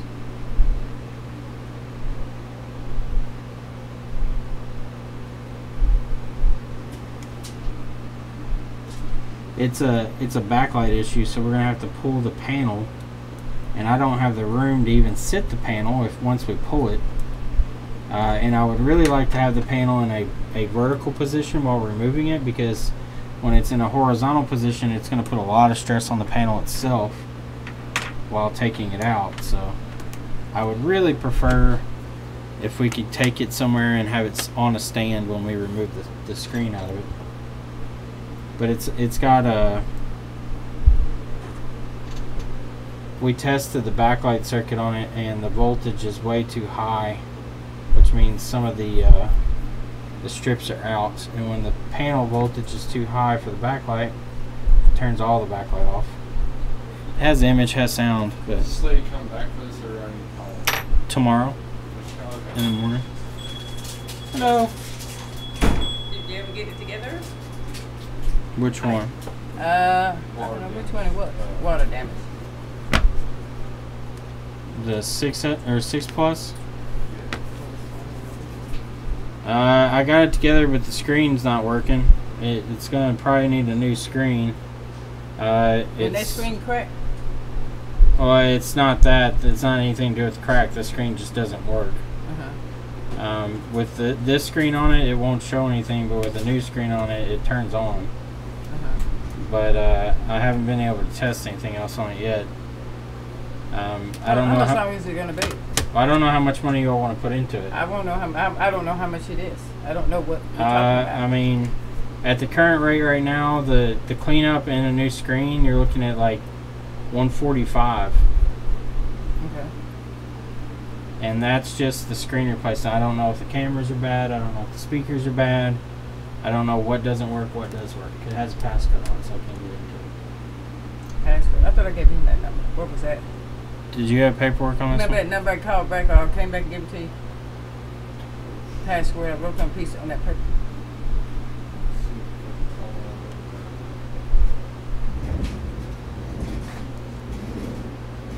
How long will it take you to get a screen? I've got a screen here. It'll just take.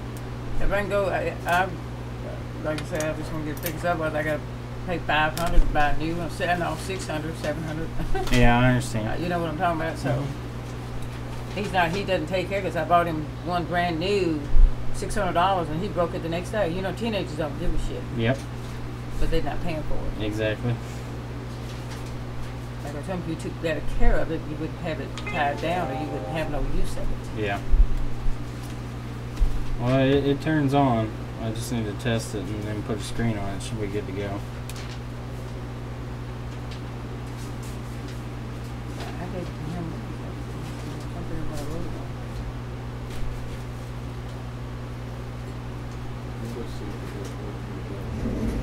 Huh?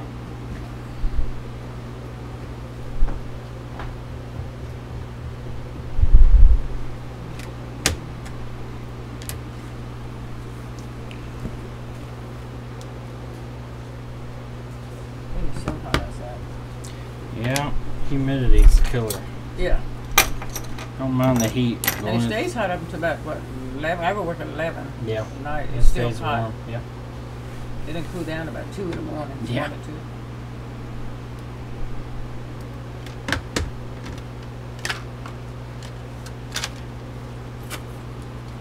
Is the screen not working because of the water damage or other reasons maybe? No, it's because of water damage. I can show you here. Well, I knew it had some. He stuck it in my Oh, car. it had a lot. Here's the actual paper. I know I I wrote gave down. it to you. Remember? I know you gave it to me. And I wrote it down, but I can't remember what I did because I was busy at the moment whenever you called and told me it.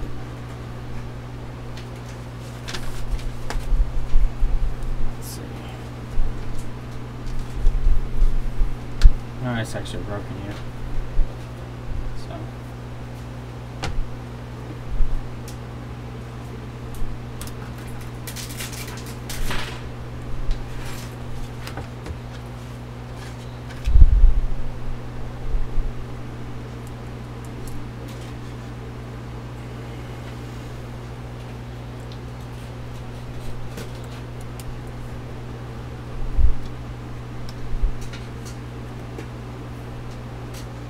So it turns on.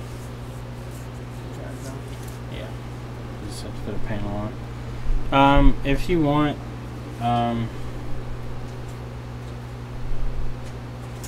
He's a football player, so they out there playing 7-on-7 right now on the Yeah. field, and he's going to be in about 6 o'clock. Well, next 30 minutes he might be in.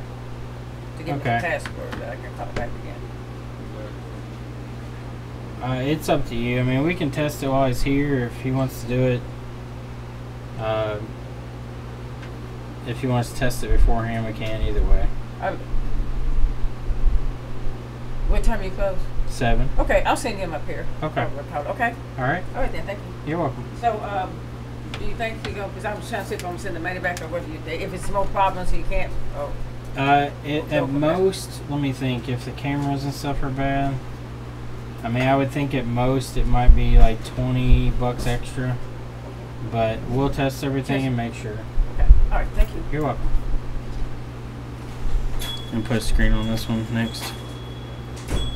Here's the old screen, so just test that one out. Alright, so let's see. So wait, okay. You just want me to put a new white one on it? Yes. Here's the black screens if you want to take those back there.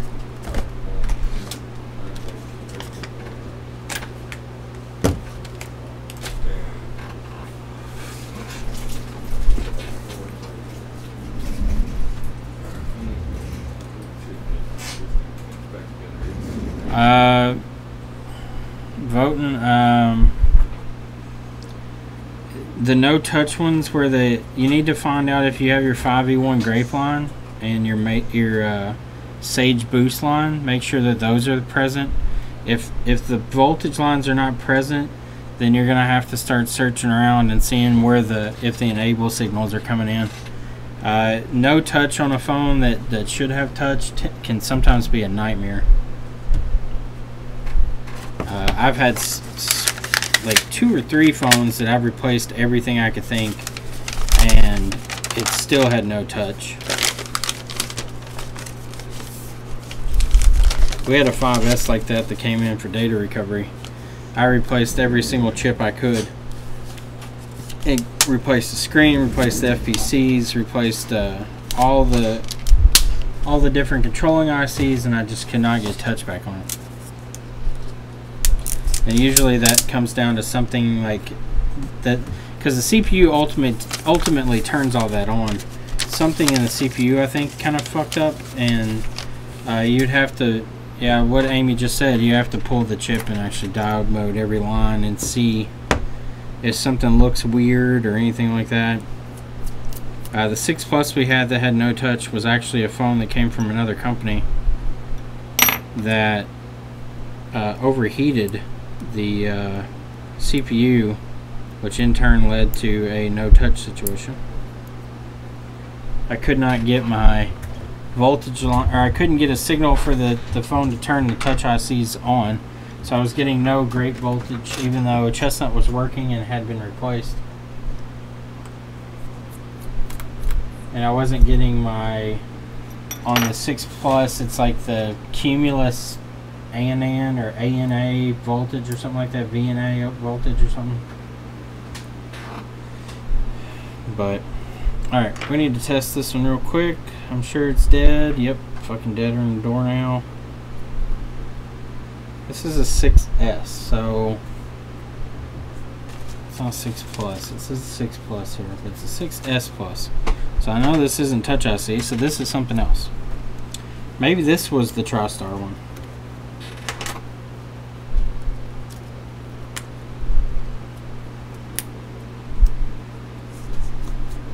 So we'll test this one out. We'll go ahead and switch over to our DC power supply and switch it to 5 volts for the charger input to test TriStar out.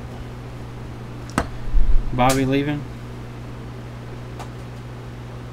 Bye, Bobby. Alright, so this one has some signs of water on the inside here.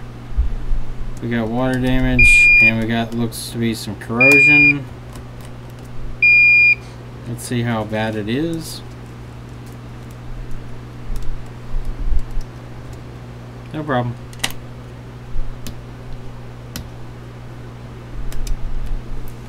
Alright, so we got our battery disconnected.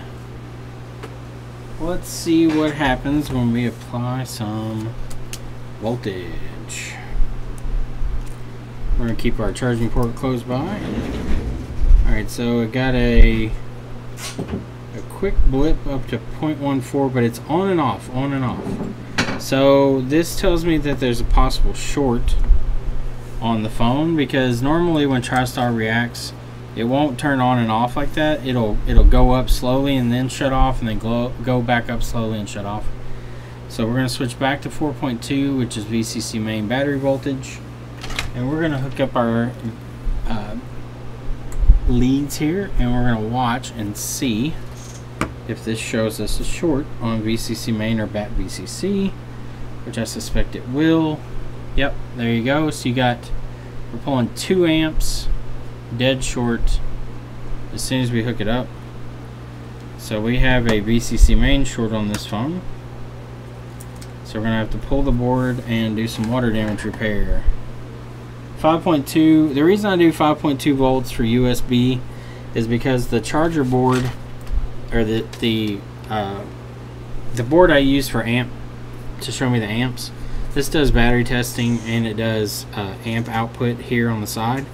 The LED display draws some power, so I have to do 5.2 volts because once it goes through this board, the voltage output is dropped down to 5 volts. So There is a slight milliamp and voltage draw from the LED display on that device, so I have to kind of counteract it with a slightly higher input voltage.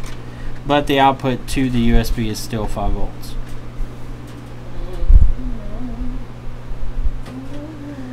Have you ever taken in a customer's phone that was working and after, say, changing Mason, found the phone doesn't work anymore, CPU fault, and you can't repair it?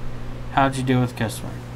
A very long time ago, when I first started doing touch ICs, I overheated a CPU on a phone, and my options were replace the phone, and that's what I did.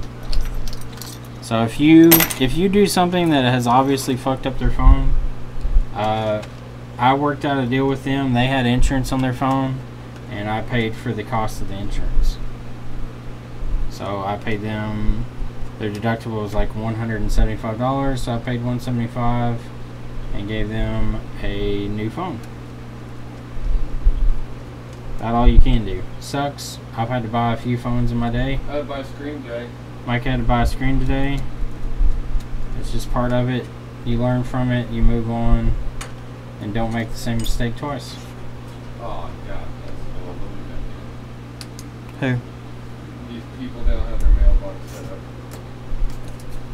on this tablet. Okay.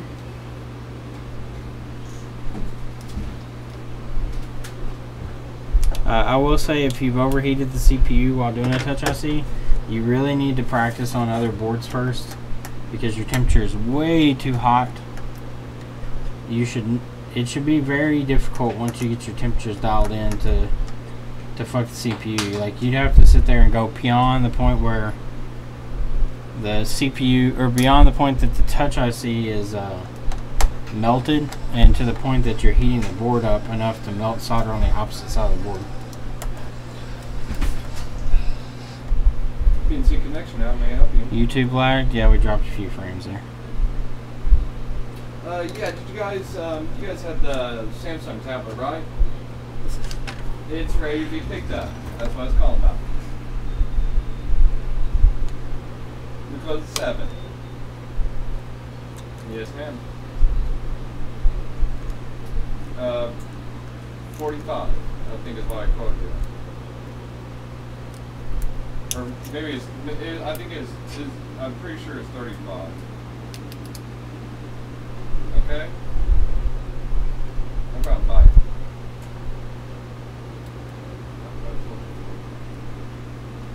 What'd she say? Huh? What did she say? She said 45? Maybe I did say 45. Well, next time you know, 45. Huh? Tablets are always 45. Okay. It's a lot more work to take them apart. Well, that one was easier than most phones.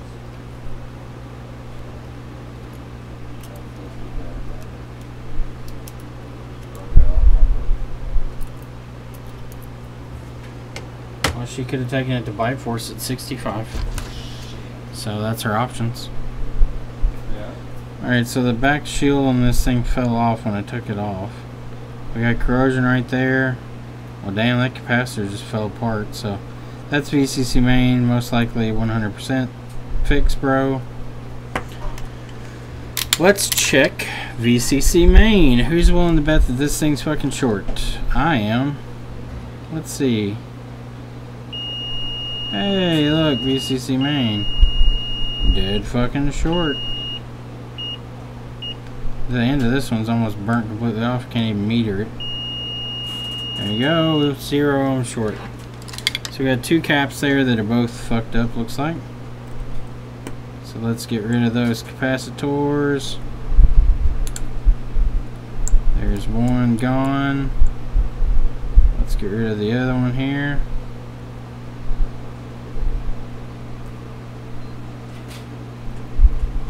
This is like the C5202 of the iPhone 6S. These 2 caps are both VCC main, just like the just like on the 6 Plus and the 6, where they have those caps in the top corner. Okay. Knock the cap off down there too. Have to Put that back. I'll grab a parts board and put that one back, because that's part of the backlight circuit, I believe. Alright, let's see if these are still shorted now.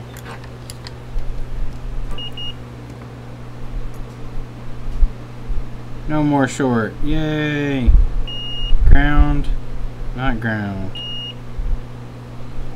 Alright, let's get those missing components we knocked off. Let me grab parts board real quick.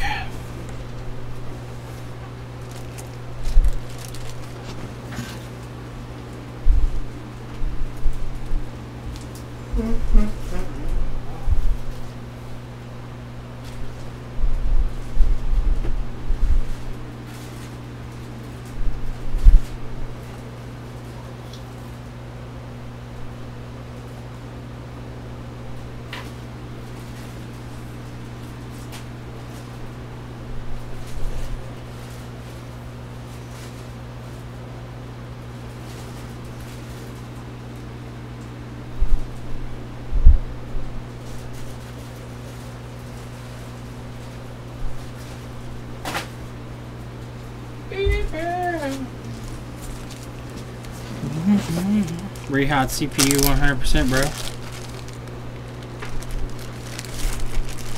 Let's see if this board has those components. I know I've snagged. Yep, got them. So we'll snag those components off real quick. We need the big cap and the little, I would guess, capacitor. Maybe something else, but I'm going to guess it's a cap.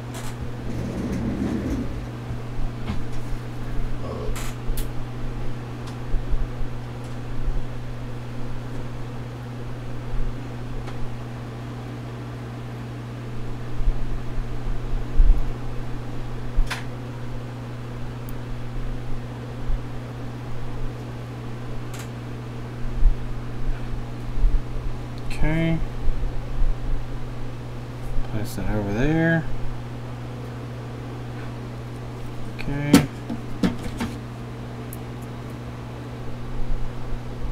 place that one here. Let's set these actually up on top here, on top of the Wi-Fi IC, because I need to tin these pads to make sure that these ICs go on easily. Evidently that has a small capacitor stuck to it. Not sure where that came from.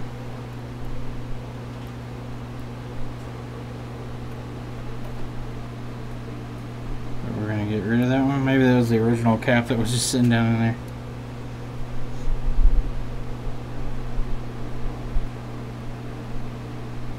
Come off there, little dude. Alright, there we go. So I'm going to use my iron with a little bit of flux and some leaded solder. I'm going to tin those pads real quick.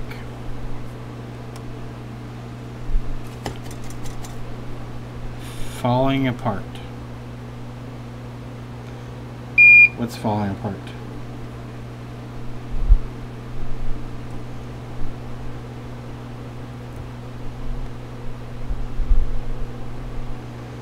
Okay, I'm going to get rid of some of the solder here.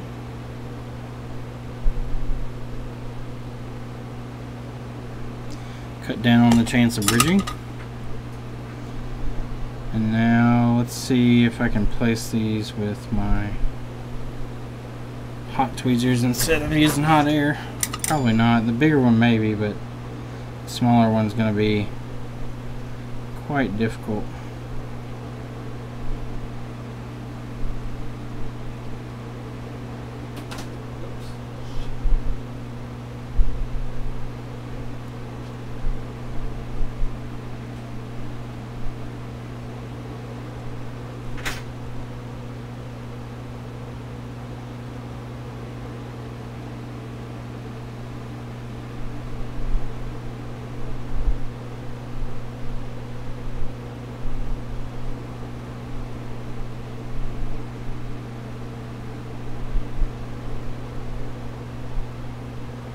I actually got it on there. Cool. So that cap is soldered on. Let's get our big cap. This one should be easier to solder.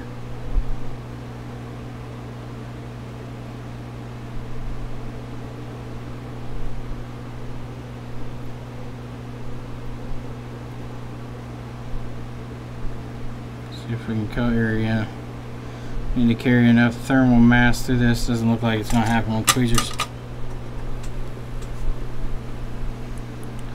Baking mat. Yeah, the mat is falling apart.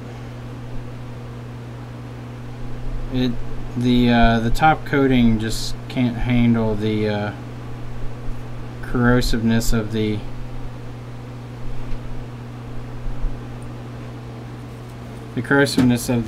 acetone, so it's kind of eating it up. But the fiberglass weave inside of it's still good, so it's holding together.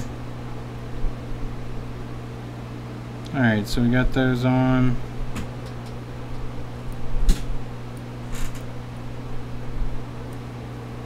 Alright, let's see if this phone will boot up. But first, let's take a peruse around the board.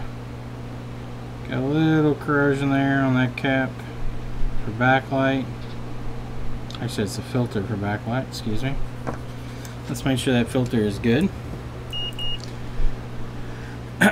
Lynn, I have hot tweezers and micro pencil. I use the hot tweezers more than I do the micro pencil. Alright, that seems good. No short to ground. All that looks fairly good. I don't see any major corrosion anywhere along here. It looked like the main area of corrosion was right here. Here's one of our caps that was screwed up. Okay, that's good. I would be fairly confident in saying that this should work, as long as we haven't sent voltage to the CPU somehow.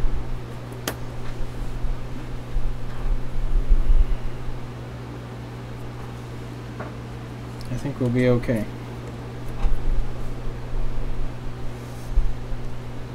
I was giving me problems. Allergies. I'll do some eye drops here in a second. Oh, it'll get worse.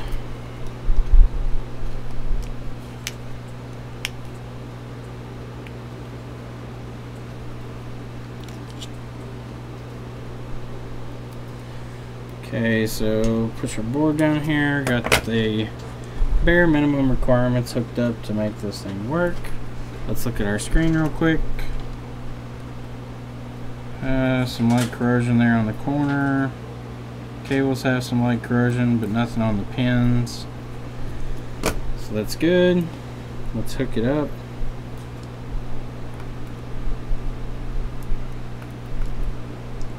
Alright, first I'm going to test TriStar to make sure it's working first. So if this does turn on, we can charge the battery and we know it'll be good.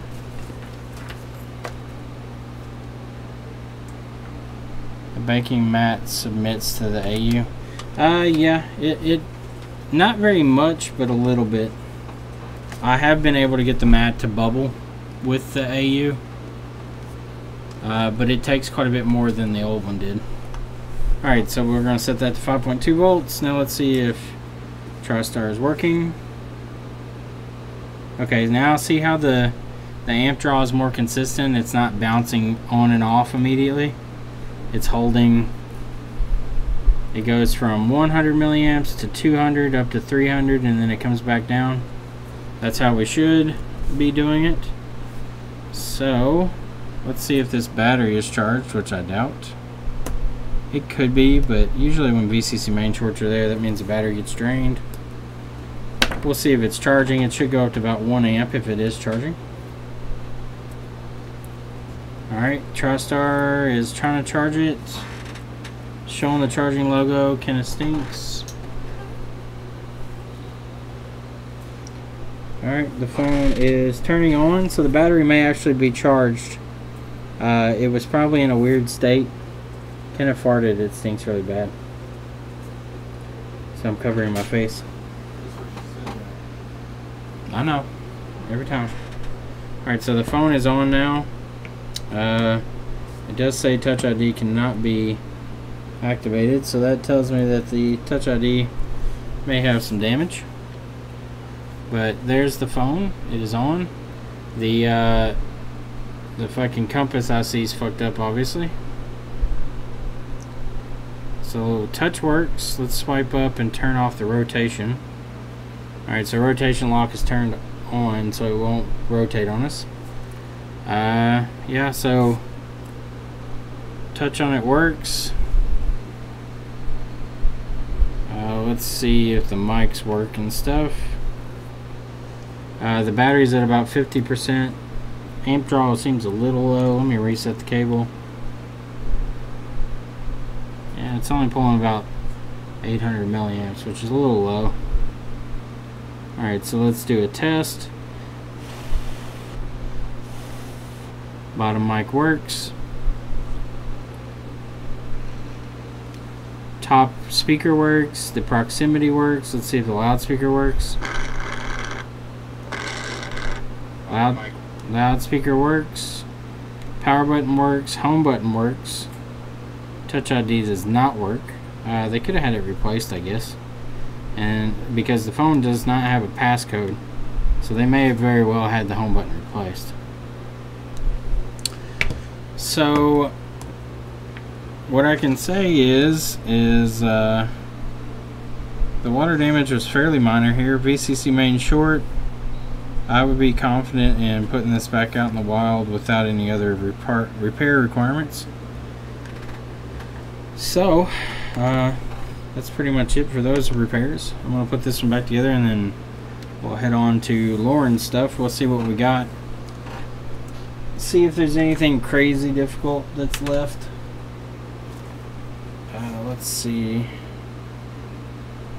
This was a water damage that needed data, but I think we got to a point that one would be recoverable. Alright, so I'm going to go ahead and disconnect everything and pull this about. No problem, Mr. BIOS. That's speaking from personal experience too. That's what I've had to do.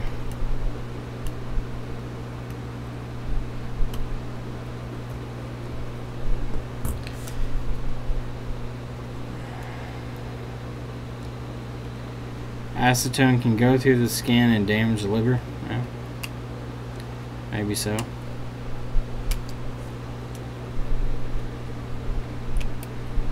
I try not to soak my hands in it.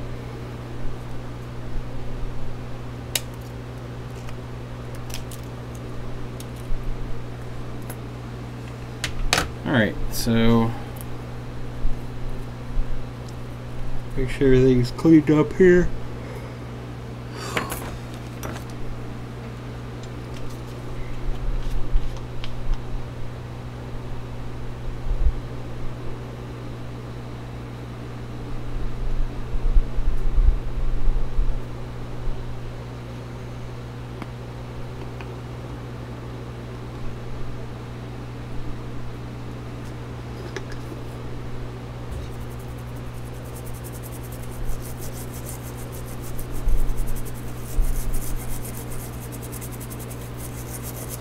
Alright, so we got that scrubbed down. Let that dry for a second.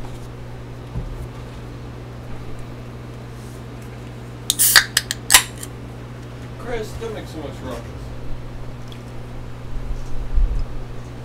Try and fart in this fan.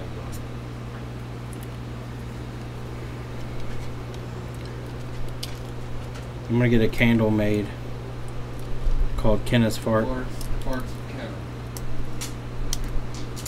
And I'm gonna give it to you, and it's gonna start out as Christmas apple pie, and it's gonna change into Christmas apple. it's gonna change into Kenneth's Farts. That was passcode.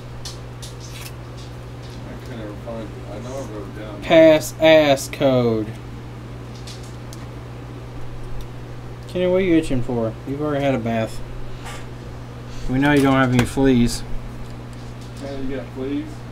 No, she gets her meds all the time. In the last bath, she didn't have anything on her. What kind of how many fleas you got? She got as many as your mom does. At least 20. She's like, or do you call that genital lice? Chris, you got the crabs. The crabs. Crab people. Crab people. Walk like crab. Talk like people. Talk like people.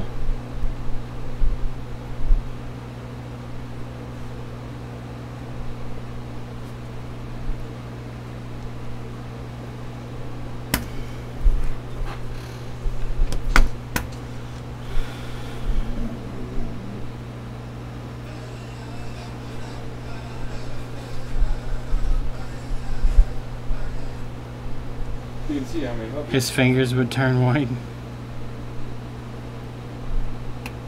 S6 active charging port. Hold on just a minute, okay? Let me find out. Seth would have to pull the screen because it has to come out from the front. We can't really do an S6 active charging port. The screen would have to come out, and it's too high of a risk because if we try to pull that screen out, we'll end up busting. For the screen, I think it's somewhere upwards towards $300. It's $220. Yeah, $220, something like that. Yeah. There's a shop in Glasgow. We could send it off to have the screen pulled, and then we could do the charging port. But I'm not sure how much he charges to pull screens. But that'd be about the only option there. Okay.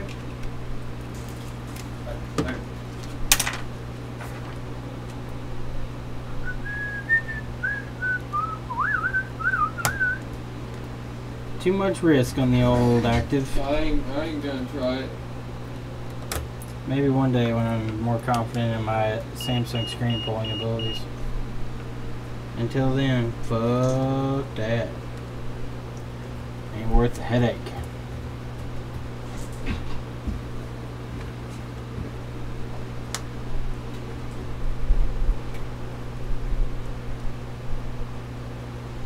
Check for ants. There's no ants in here, so I'm not worried about that.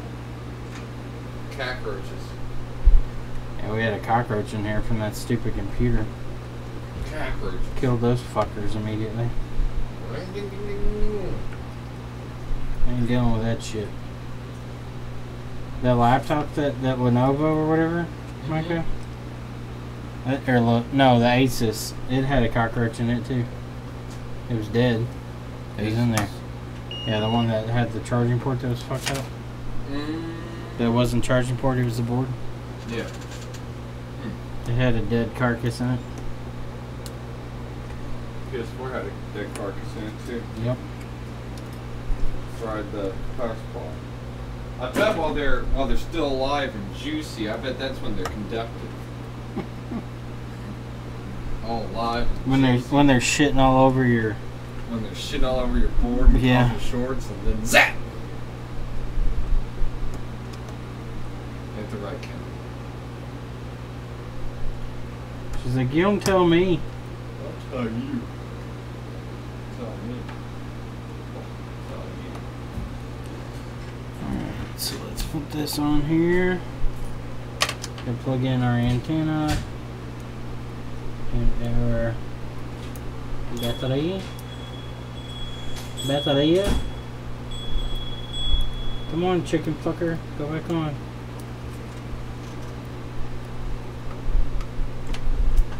Antennas are some of the most annoying things to put on these phones.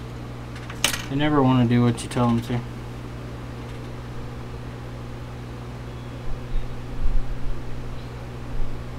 That guy? No, that was another guy that he still hasn't picked his computer up, I don't think. Actually, no, he did, I think. That was a desktop all-in-one. It had live cockroaches all in it. I told Mike, I was like, fucking put that shit together and get it outside. Put it in a plastic bag and wrap it up. And sure enough, we had that fucker in here, and then the other day, I went to take my laptop home, and I lifted up my laptop, and there was one underneath my laptop. And I took my laptop apart and checked it. There was none in it, luckily. the mesh that covers the bottom of mine is too fine. They couldn't, I don't think they could get in it. But I said nope, and fucking killed that son of a bitch. We haven't seen one since.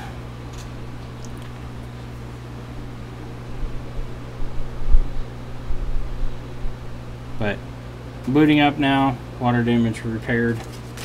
That was very minor water damage. Yeah, it still says unable to activate Touch ID. Let's see if it gets signal. That could be a screen issue. If that's the case, the company can change out the screen. Let's see, does it pull signal?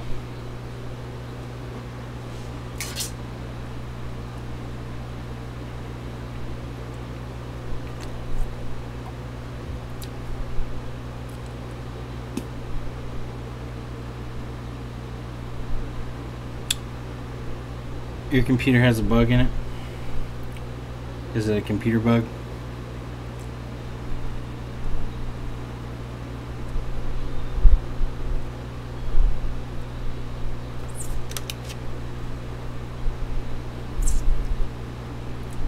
I don't know what service this guy has, so I don't know how long it'll take to get signal. Our building is not the greatest for signal reception. Sometimes it takes a while. Come on, fucker. Got shit to do. Alright. Well, that's still trying to find signal and says searching. We will move on and check out. This is iPhone 6. It was done a little while ago. We'll turn it down to 4.2 volts and see what it does.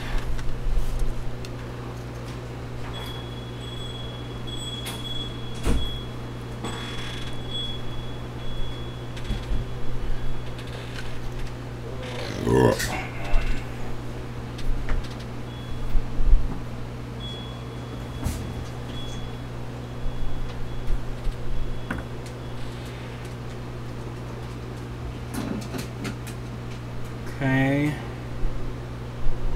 This phone's doing exactly what the other one was doing the other day. It's just hanging out at about 100 milliamps. Let's see if it's in DFU mode.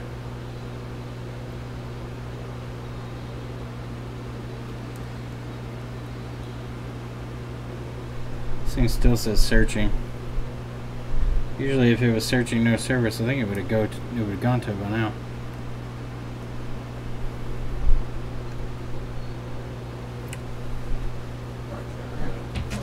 Had a tiny bug walk around between the backlight and LCD panel on my desktop monitor. God.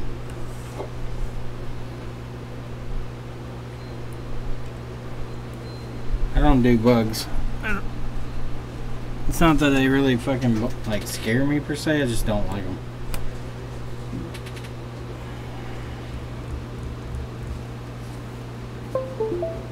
Okay, so this does show up on iTunes. Let's see. I think this is the one that wouldn't update.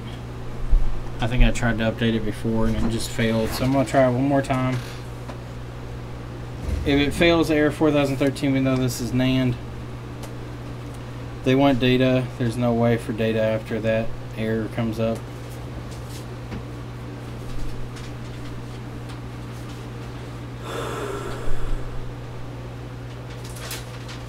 Windows 8 does suck.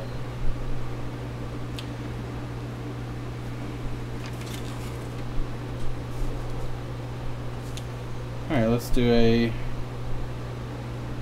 reset real quick and see if this will pull signal.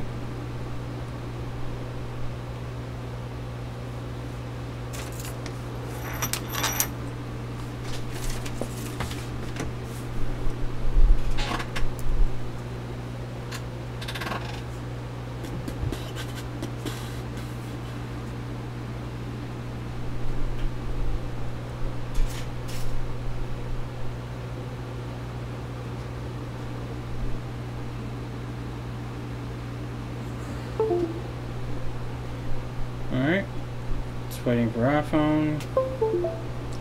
It's on. Should go back off. Now it should come back on.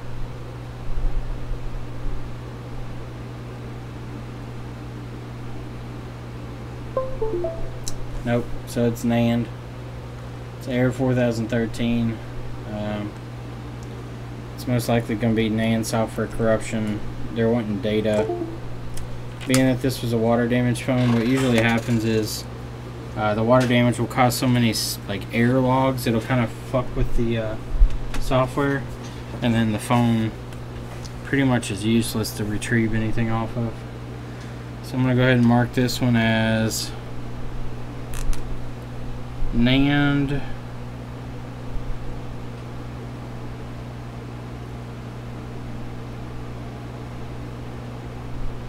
4013, and there's no path to data with that situation. You can replace TriStar, but based on how this is acting, it's talking to the computer, so it's not an issue where it's just not communicating properly. What's happening is once it goes past the first reboot, it kicks it into restore mode. When it kicks into restore mode, it's going to talk to the NAND. It's going to ask the NAND, are you ready for restore? The NAND has to kind of talk back to it and tell it that it's ready. If the software's fucked up on it, it won't let you access anything. It'll just kind of reboot itself at that point. I could remove the NAND and then it would probably go into the final step, but then it'll give me an error 40, which usually will end up being it usually ends up where you have to restore the NAND, which means anything on it is going to get wiped anyway. So I'm not going to try that. I'm going to leave it alone. I'll send it back to Lauren. If he wants to attempt some other repair to it, he can. But at this point, this one is a lost cause.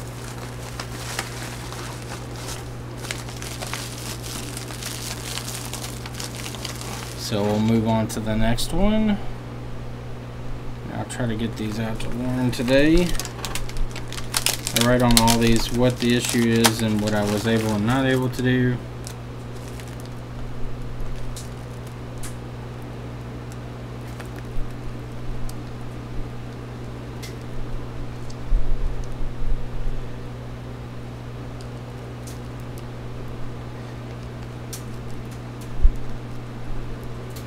I wish that companies would offer an option for data extraction with an option to enter in a passcode or some type of encryption algorithm that you can use to use the passcode to get the encryption key, because it would make things like this an easy solution.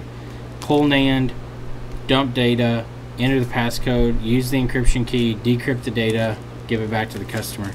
But in reality, you can't do that because the encryption is supposedly randomly generated. They have to have an encryption algorithm though, I would think, but maybe it's just a random algorithm. But there's nothing you can do, and it really sucks for the customer because that should be data that's accessible, but it's not. The worst thing is we've recovered some of these phones that were water damaged, and we get them back on, and as soon as they boot up, they're stuck in iPhone disabled, which you can see the background, you can see the phone in iTunes, but you can't do anything with it. The phone is disabled and the only option is to restore it. And I think that's really stupid, because you're pretty much telling the customer, hey, your data's right here, but the iPhone's now disabled, so fuck off.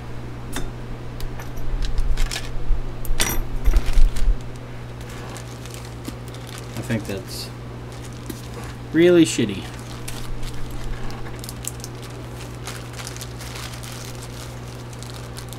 Evidently the thread about the Touch IC is going off over there.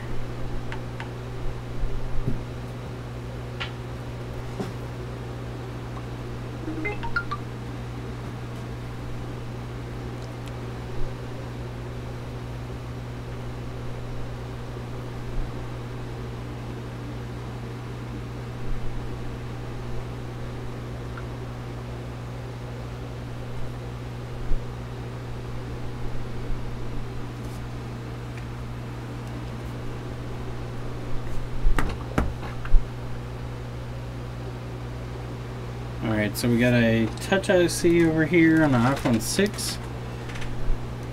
So this one, the touch will work for a split second, and then if you bend it, it will stop. Hello. Hi. What's going on? You picking up the tablet? Yes. Okay, Micah.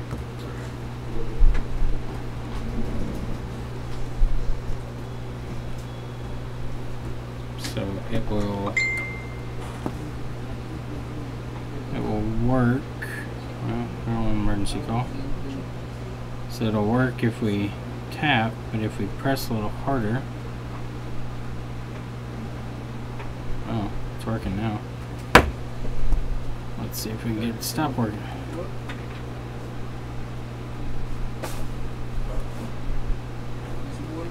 Now it's working perfectly fine. Earlier I could twist this and it would stop. Yeah.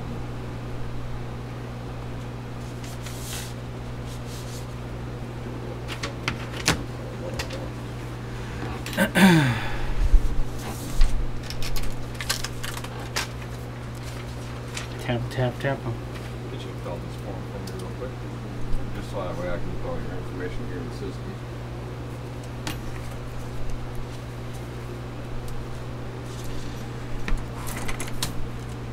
Well, earlier we could get this to stop working. Now it works non-stop. Let's see. So it's working right now. Usually I could press right up here where the touch ICs are and it would stop. Now it just works constantly.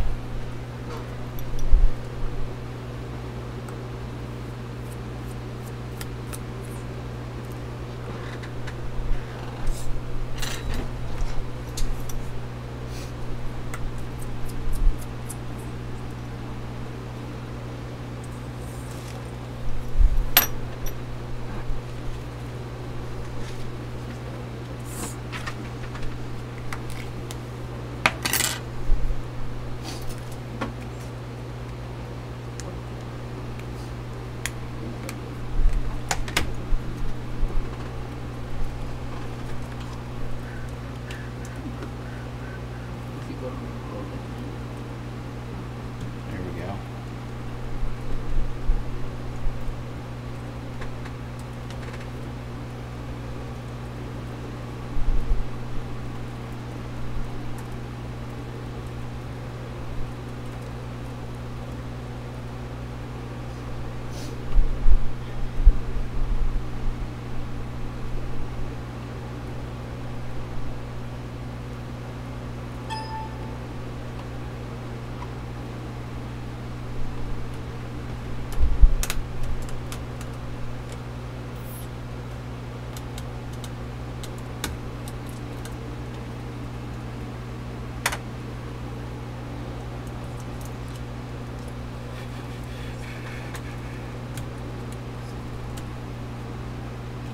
It's going to be $35.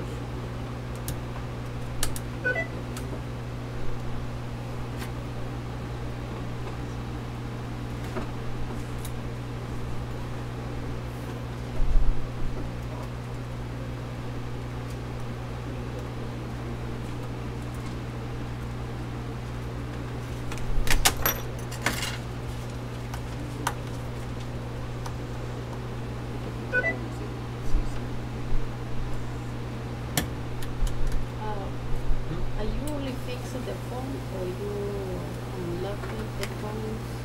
Unlock phone? We can, depends on the service and what kind of phone. I just one for before I use it for the Boost Mobile. Boost Mobile? Yeah. No, not really. No, No. yeah. Yeah, there's not many unlocks for Boost.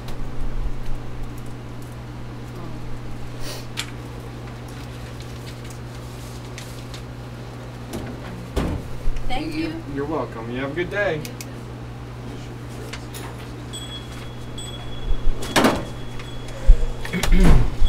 Alright, so I was messing with it there. I got touch to stop one time and then it came back. So what I think it is it's most likely a disconnect either under Cumulus or Mason. On the 6s, I tend to pull both ICs.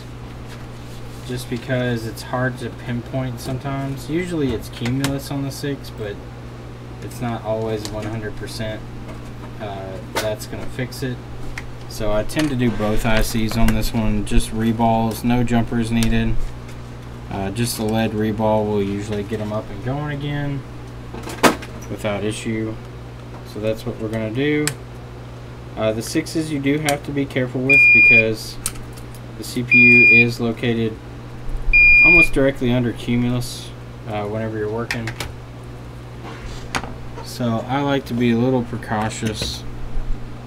I like to put this one in my board jig to keep it up off the table to help try to get some airflow under the board. That way whenever I am heating this up, the CPU can have some cooling. Also, the main thing that you have to watch on the 6 series, on just the normal 6, is right here. The Stockholm chip, which is your NFC chip, there is underfill that they put over here that tends to leak under that chip. When this chip melts, it's going to try to sit down a little bit, and when it does, that underfill will kind of push up on it and cause it to bridge. So what I like to do before I ever put enough heat on the board to even melt the solder, I like to come in with either a razor blade or just something thin that'll get in between the IC and the actual components, and I like to heat it up just a little bit to kind of soften it. And then you'll want to take your blade or whatever you're using and just kind of clear out that underfill. In some of these, they're underfilled more than others. Sometimes there's hardly any here. Sometimes there's a lot. But you just want to clear that out. And then I also like to clear it out from Mason. It's easier once Mason's off.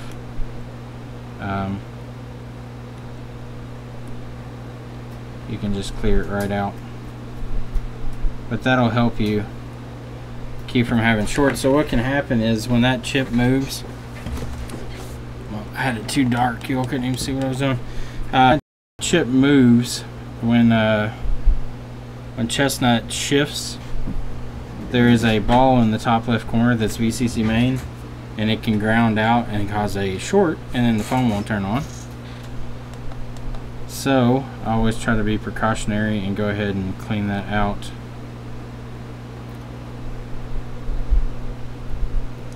So I don't have to worry about reballing that chip also. Alright, so I'm going to start by removing cumulus. There's two ways you can do this. I'd prefer just to flip it up and off the board. You can take out one of these caps and grip it across the chip too, but I feel that we can just flip it over and it'll be okay. Now, I don't like to keep constant heat on the board or come back with heat immediately after this removal, because it can really cause some issues with CPU. So after I pull this one, I'm going to let it cool for a second. Jessa said she likes to go back in while the board's still warm and do it because it's less preheating time, but I find once the board starts to heat soak, whenever you put heat back on it to melt another chip, it tends to transfer heat through the board fairly quickly and then causes more issues. So I'm not looking for any pretty lift. I just want it up as soon as it melts, like so. Cumulus is off. Now we're going to let it cool for a second.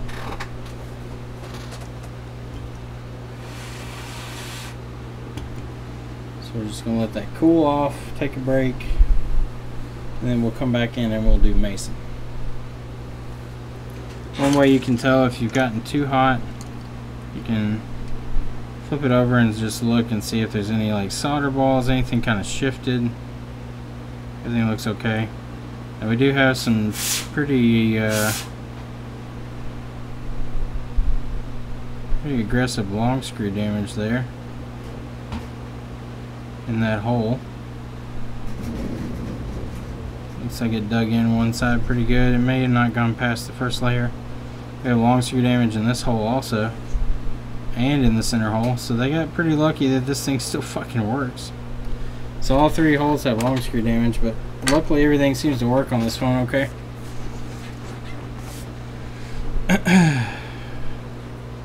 Alright, just feel it with my fingers to see what temp we're at. Still a little warm.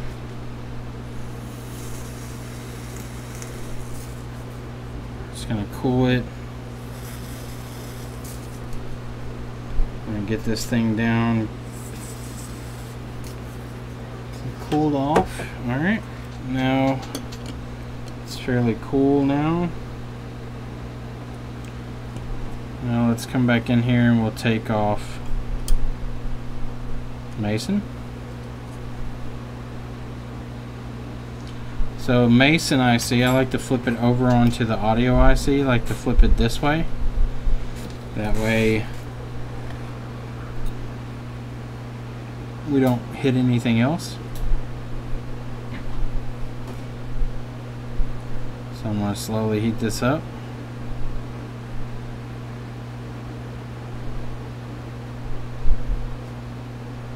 We'll be able to tell when it's close based off this coil. So as soon as that coil starts to melt, I'm going to go for it. Alright, starting to melt.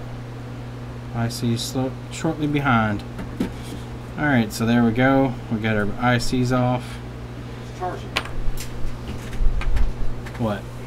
That pink one that they said wasn't charging, it was charging. I found out why. Why? It was junked up with a bunch of lint in the port. Because I pulled it open and I was looking at the pins on the back and they all looked good. So I looked down inside and all the pins looked good, but I noticed that there's a whole bunch of lint covering up a bunch of pins in the back. So I cleaned them out and now it's charging. Chris, have you seen solder balls near CPU and got away with it? Yes, Edge. Occasionally you can get some solder balls on the outer edges of the components. That's not uncommon sometimes, but you don't want to see much of it. Maybe 1 or 2. Now if you got a bunch of them everywhere, then that's probably a problem. Sorry, that keeps going out of focus, but next week that'll be fucking solved. Alright, so now that that's had some time to cool off again, I'm going to go in here and go ahead and wick up all of our lead free and put down some nice leaded solder so we can reball our ICs with lead, and then we will be ready to put them back on. I've noticed the 6 does tend to pull pads easier than the 6 Plus, so I try to be fairly slow and gentle with these.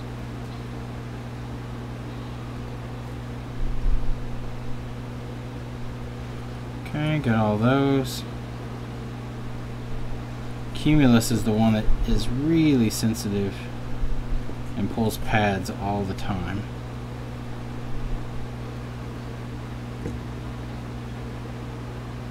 Okay, all that's cleaned up. Let's scrub our board down and then we'll work on our ICs. 45 watching, 10 likes. Is there 45 watching? It says 27 on my end.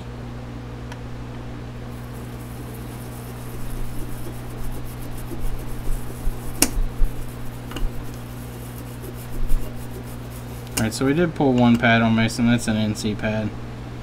No big deal. Everything else looks good. Kind of dug into the board over there, but that's alright. Nothing really going to bridge against that.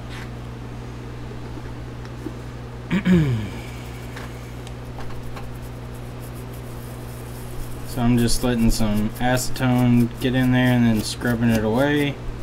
That way we're left with nice clean surface to work with. And we'll set that off to the side while we mess with our ICs.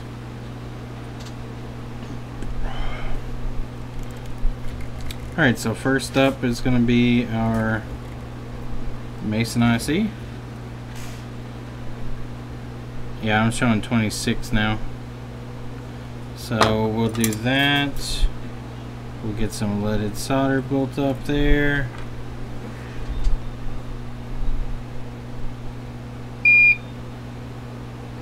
then we'll clean this up.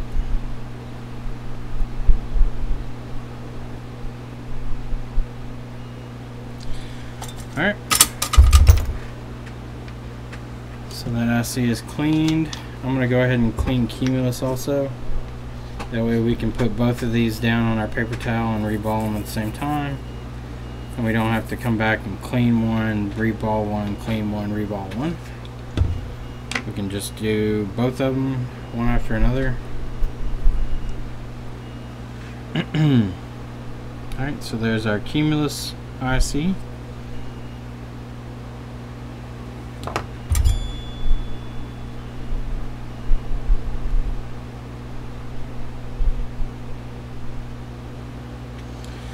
Alright, Cumulus is cleaned up. Yeah, we're up to 42 viewers today, and it's pretty good. Or a little more than 42. I think we got close to 50 today, which is awesome. I know we lose some viewers because of the time difference. People tend to go to bed or they get bored watching me for, what is it now, 3 hours. So I don't blame them.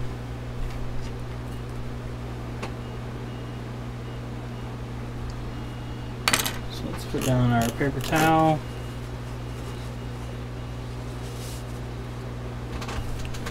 And we'll do our Mason IC first. So we'll get our stencil.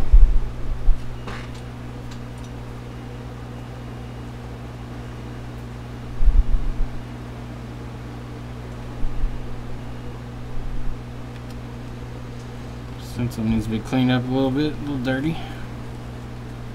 Go ahead and do that now. Yeah, I like that it worked. There's some comments on that post, I guess, now. I'm gonna go see what everybody's talking about.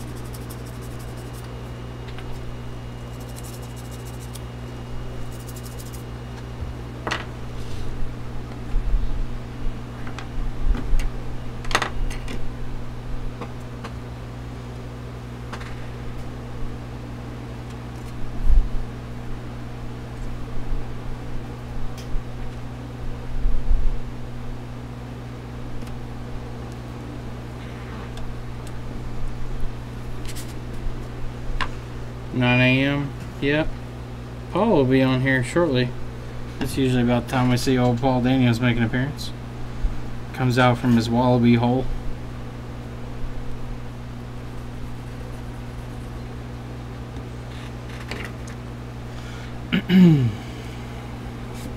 Alright, so let's reball this one. We're going to stay away with our heat just a little bit. Kind of boil some of that flux off. Alright, now they should start to melt. There they go. Alright, and we're going to heat that one more time with the stencil loose. Just to let it kind of release and back off. Alright, so that should be cooled down enough. Let's kind of push that out. Okay. There is IC number 1. Let's put a little flux down there and make sure everybody is reflowed nicely. And then we'll do our Cumulus. Okay. Mason is done. Now Cumulus time.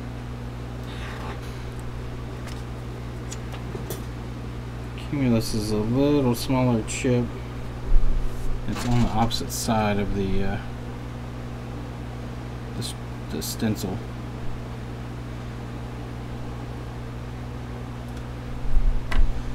Alright, so let's go ahead and paste the stencil.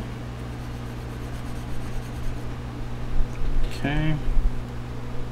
Time for the magic. How many grounds are on PMIC? Quite a few.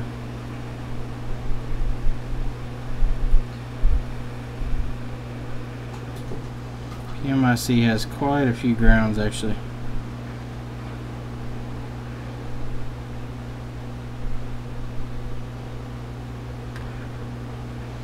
Alright, there we go. Cumulus is all reballed.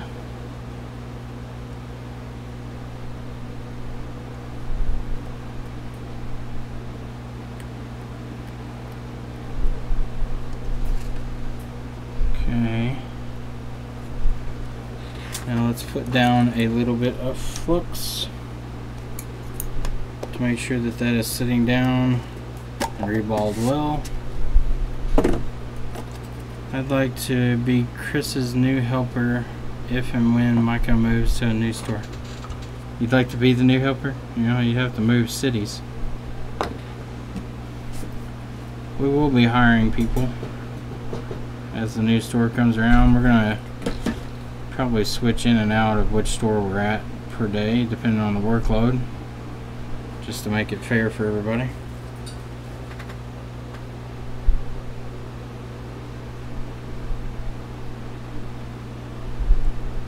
Alright, so we got our 2 ICs reballed. Now we need to clean them off. So here's Mason, and here's Cumulus. Now we need to scrub those down to get rid of the excess flux. Creepy.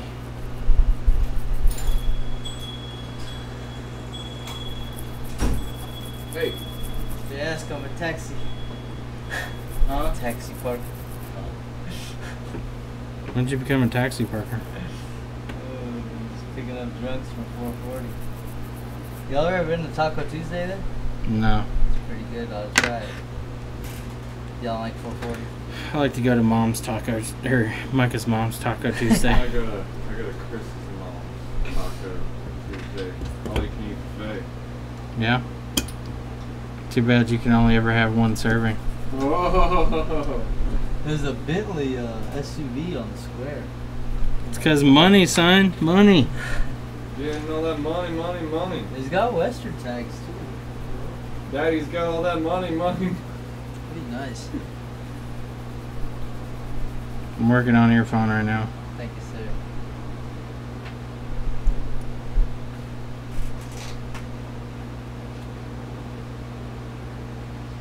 Fingers crossed it works.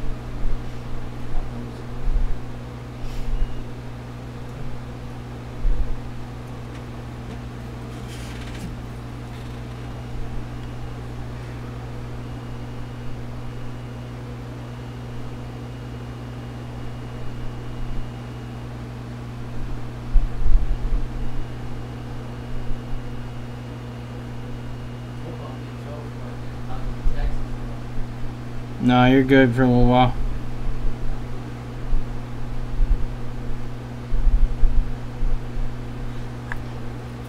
Okay. Y'all busy today? Yep. Always. I was pretty slow yesterday.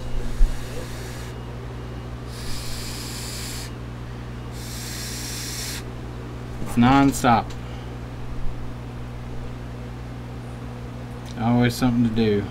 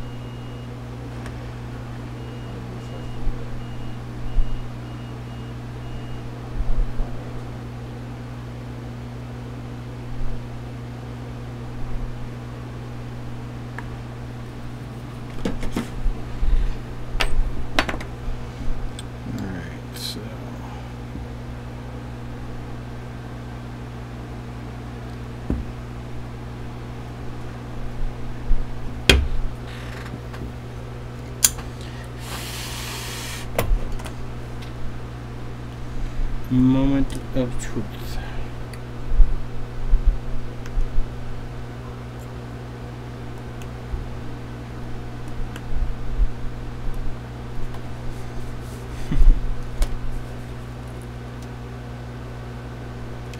iPhone 6.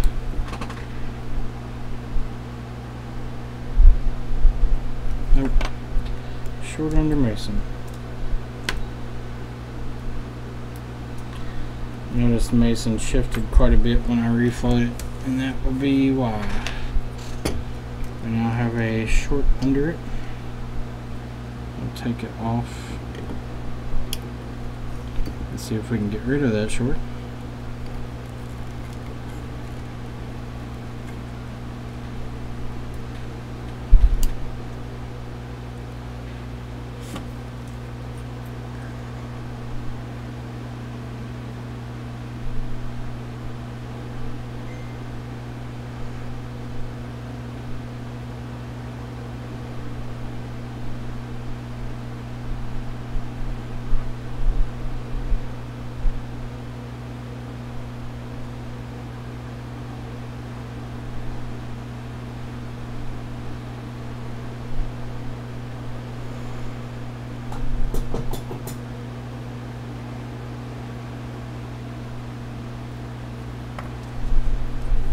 Let's add some flux.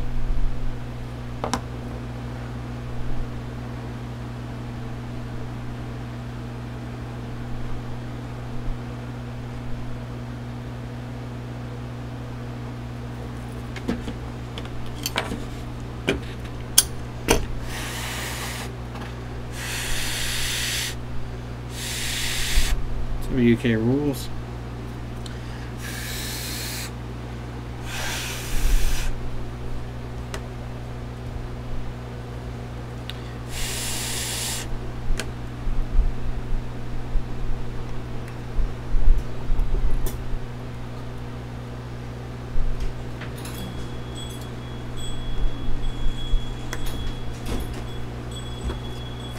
Hello. Hello, Can I help you? I was just here to pick up the phone if it was ready for my son, for Jack Roberts, Michelle Roberts. Yep. It's a 6 you did.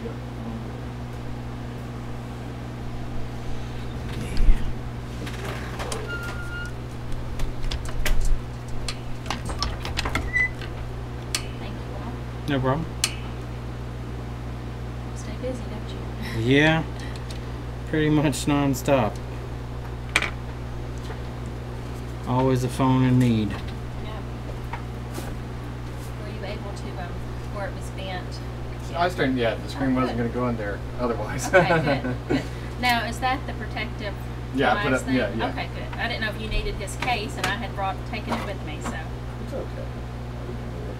You've been here before, right? Yes, Michelle Roberts.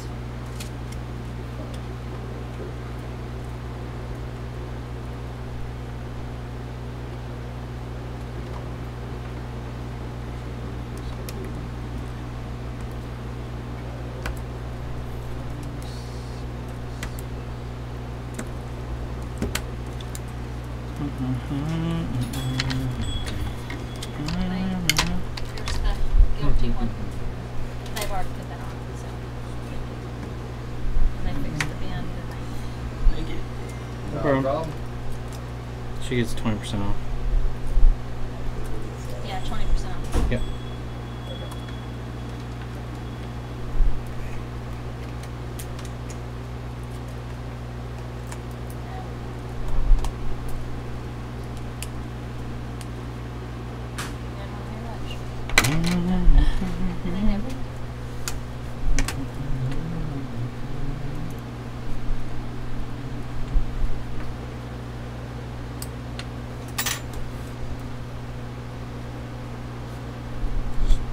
On the screen repair. Yep.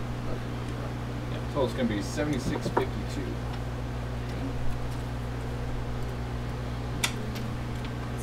Money before the Jack. Uh-oh. You have to collect cans or something. I know. I need to start collecting cans again. They add up pretty quick. That was my first base of income when I was little. Oh, Me really? too. Yeah, my dad had a car lot and my job was to go crush the cans. Oh, that did. Good job. Yep. When you're really young, it was I didn't get nothing for it. good money. Oh, I did. I didn't get much, but I got a gave little me bit. a soda the other day.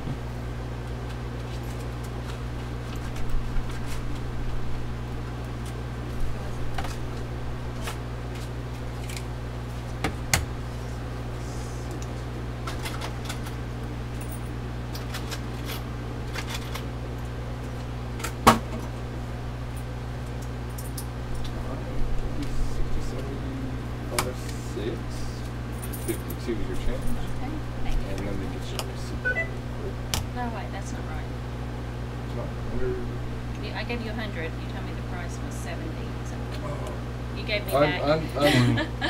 I'll take it all, but I don't want to. 23.48. I don't want to do that to you all. 23.48 spot. This is what was owed. Yeah. On my pad. My pad.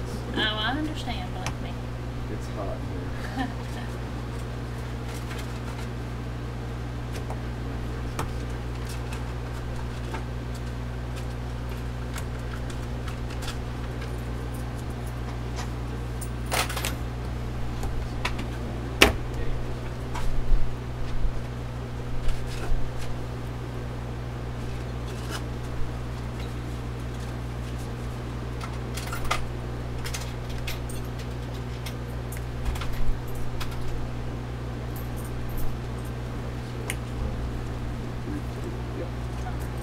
Thank you very much.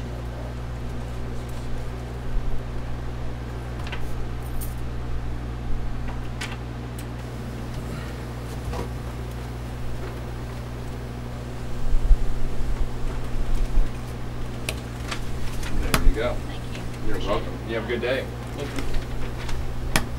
Yeah. I'm here to pick up the water damage iPhone 6 Plus. Okay, what's your password? 0923.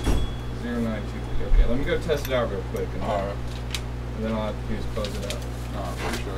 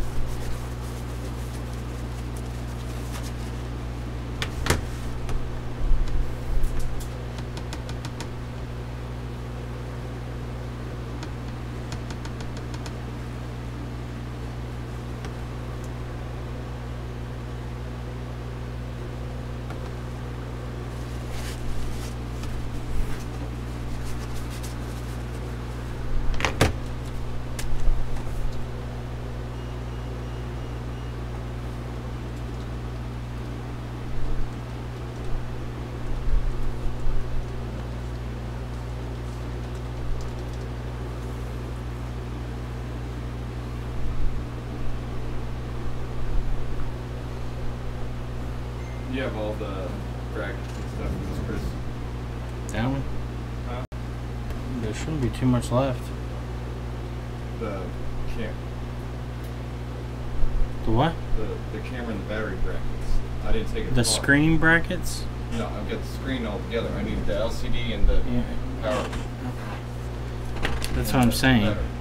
I know what you're talking about. Yes, I have it.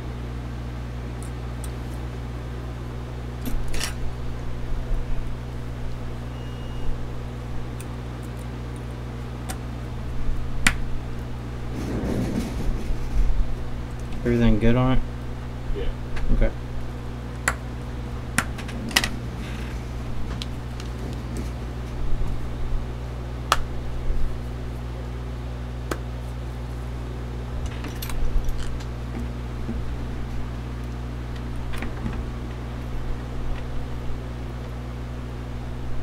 You didn't have to replace anything else?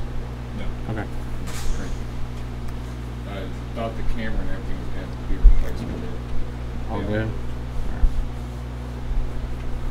Cool, cool.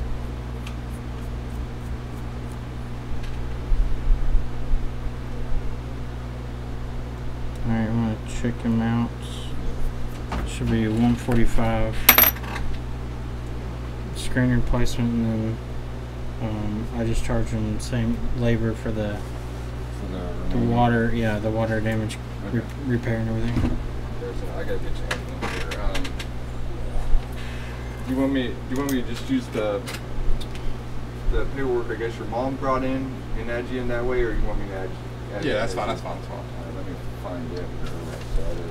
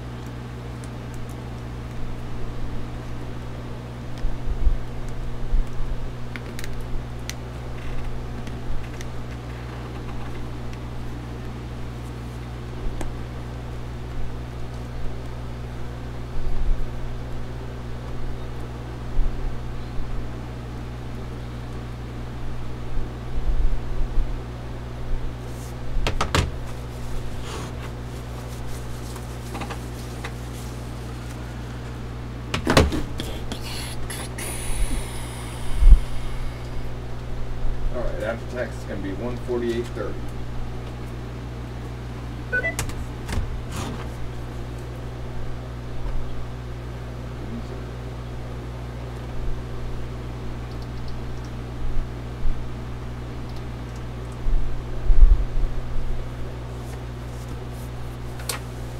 There you go. Thank you.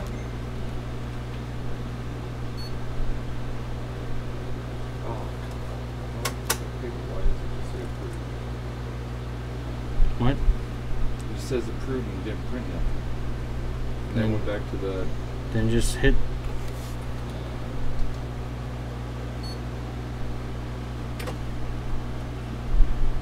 What time is it? Why does it say empty batch?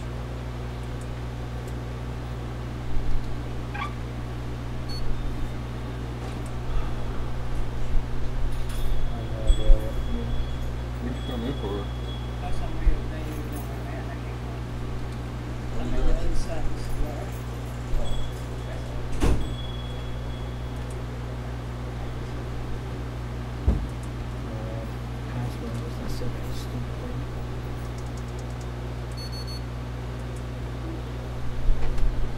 So what did you do?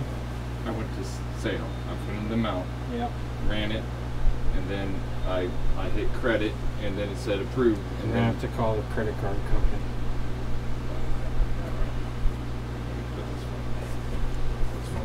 I don't know what it did, but I can't. It says there's no batch, which means there's no information as to what happened. Just give it to me. I'll call.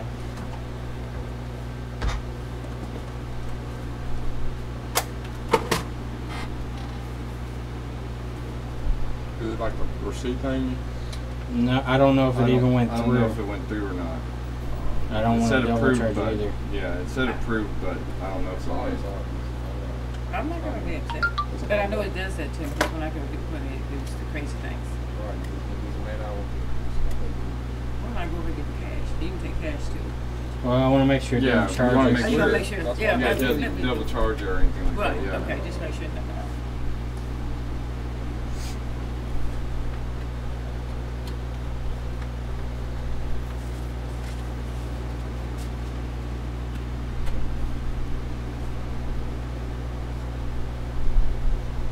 I like when companies don't make their buttons clickable for their phone number.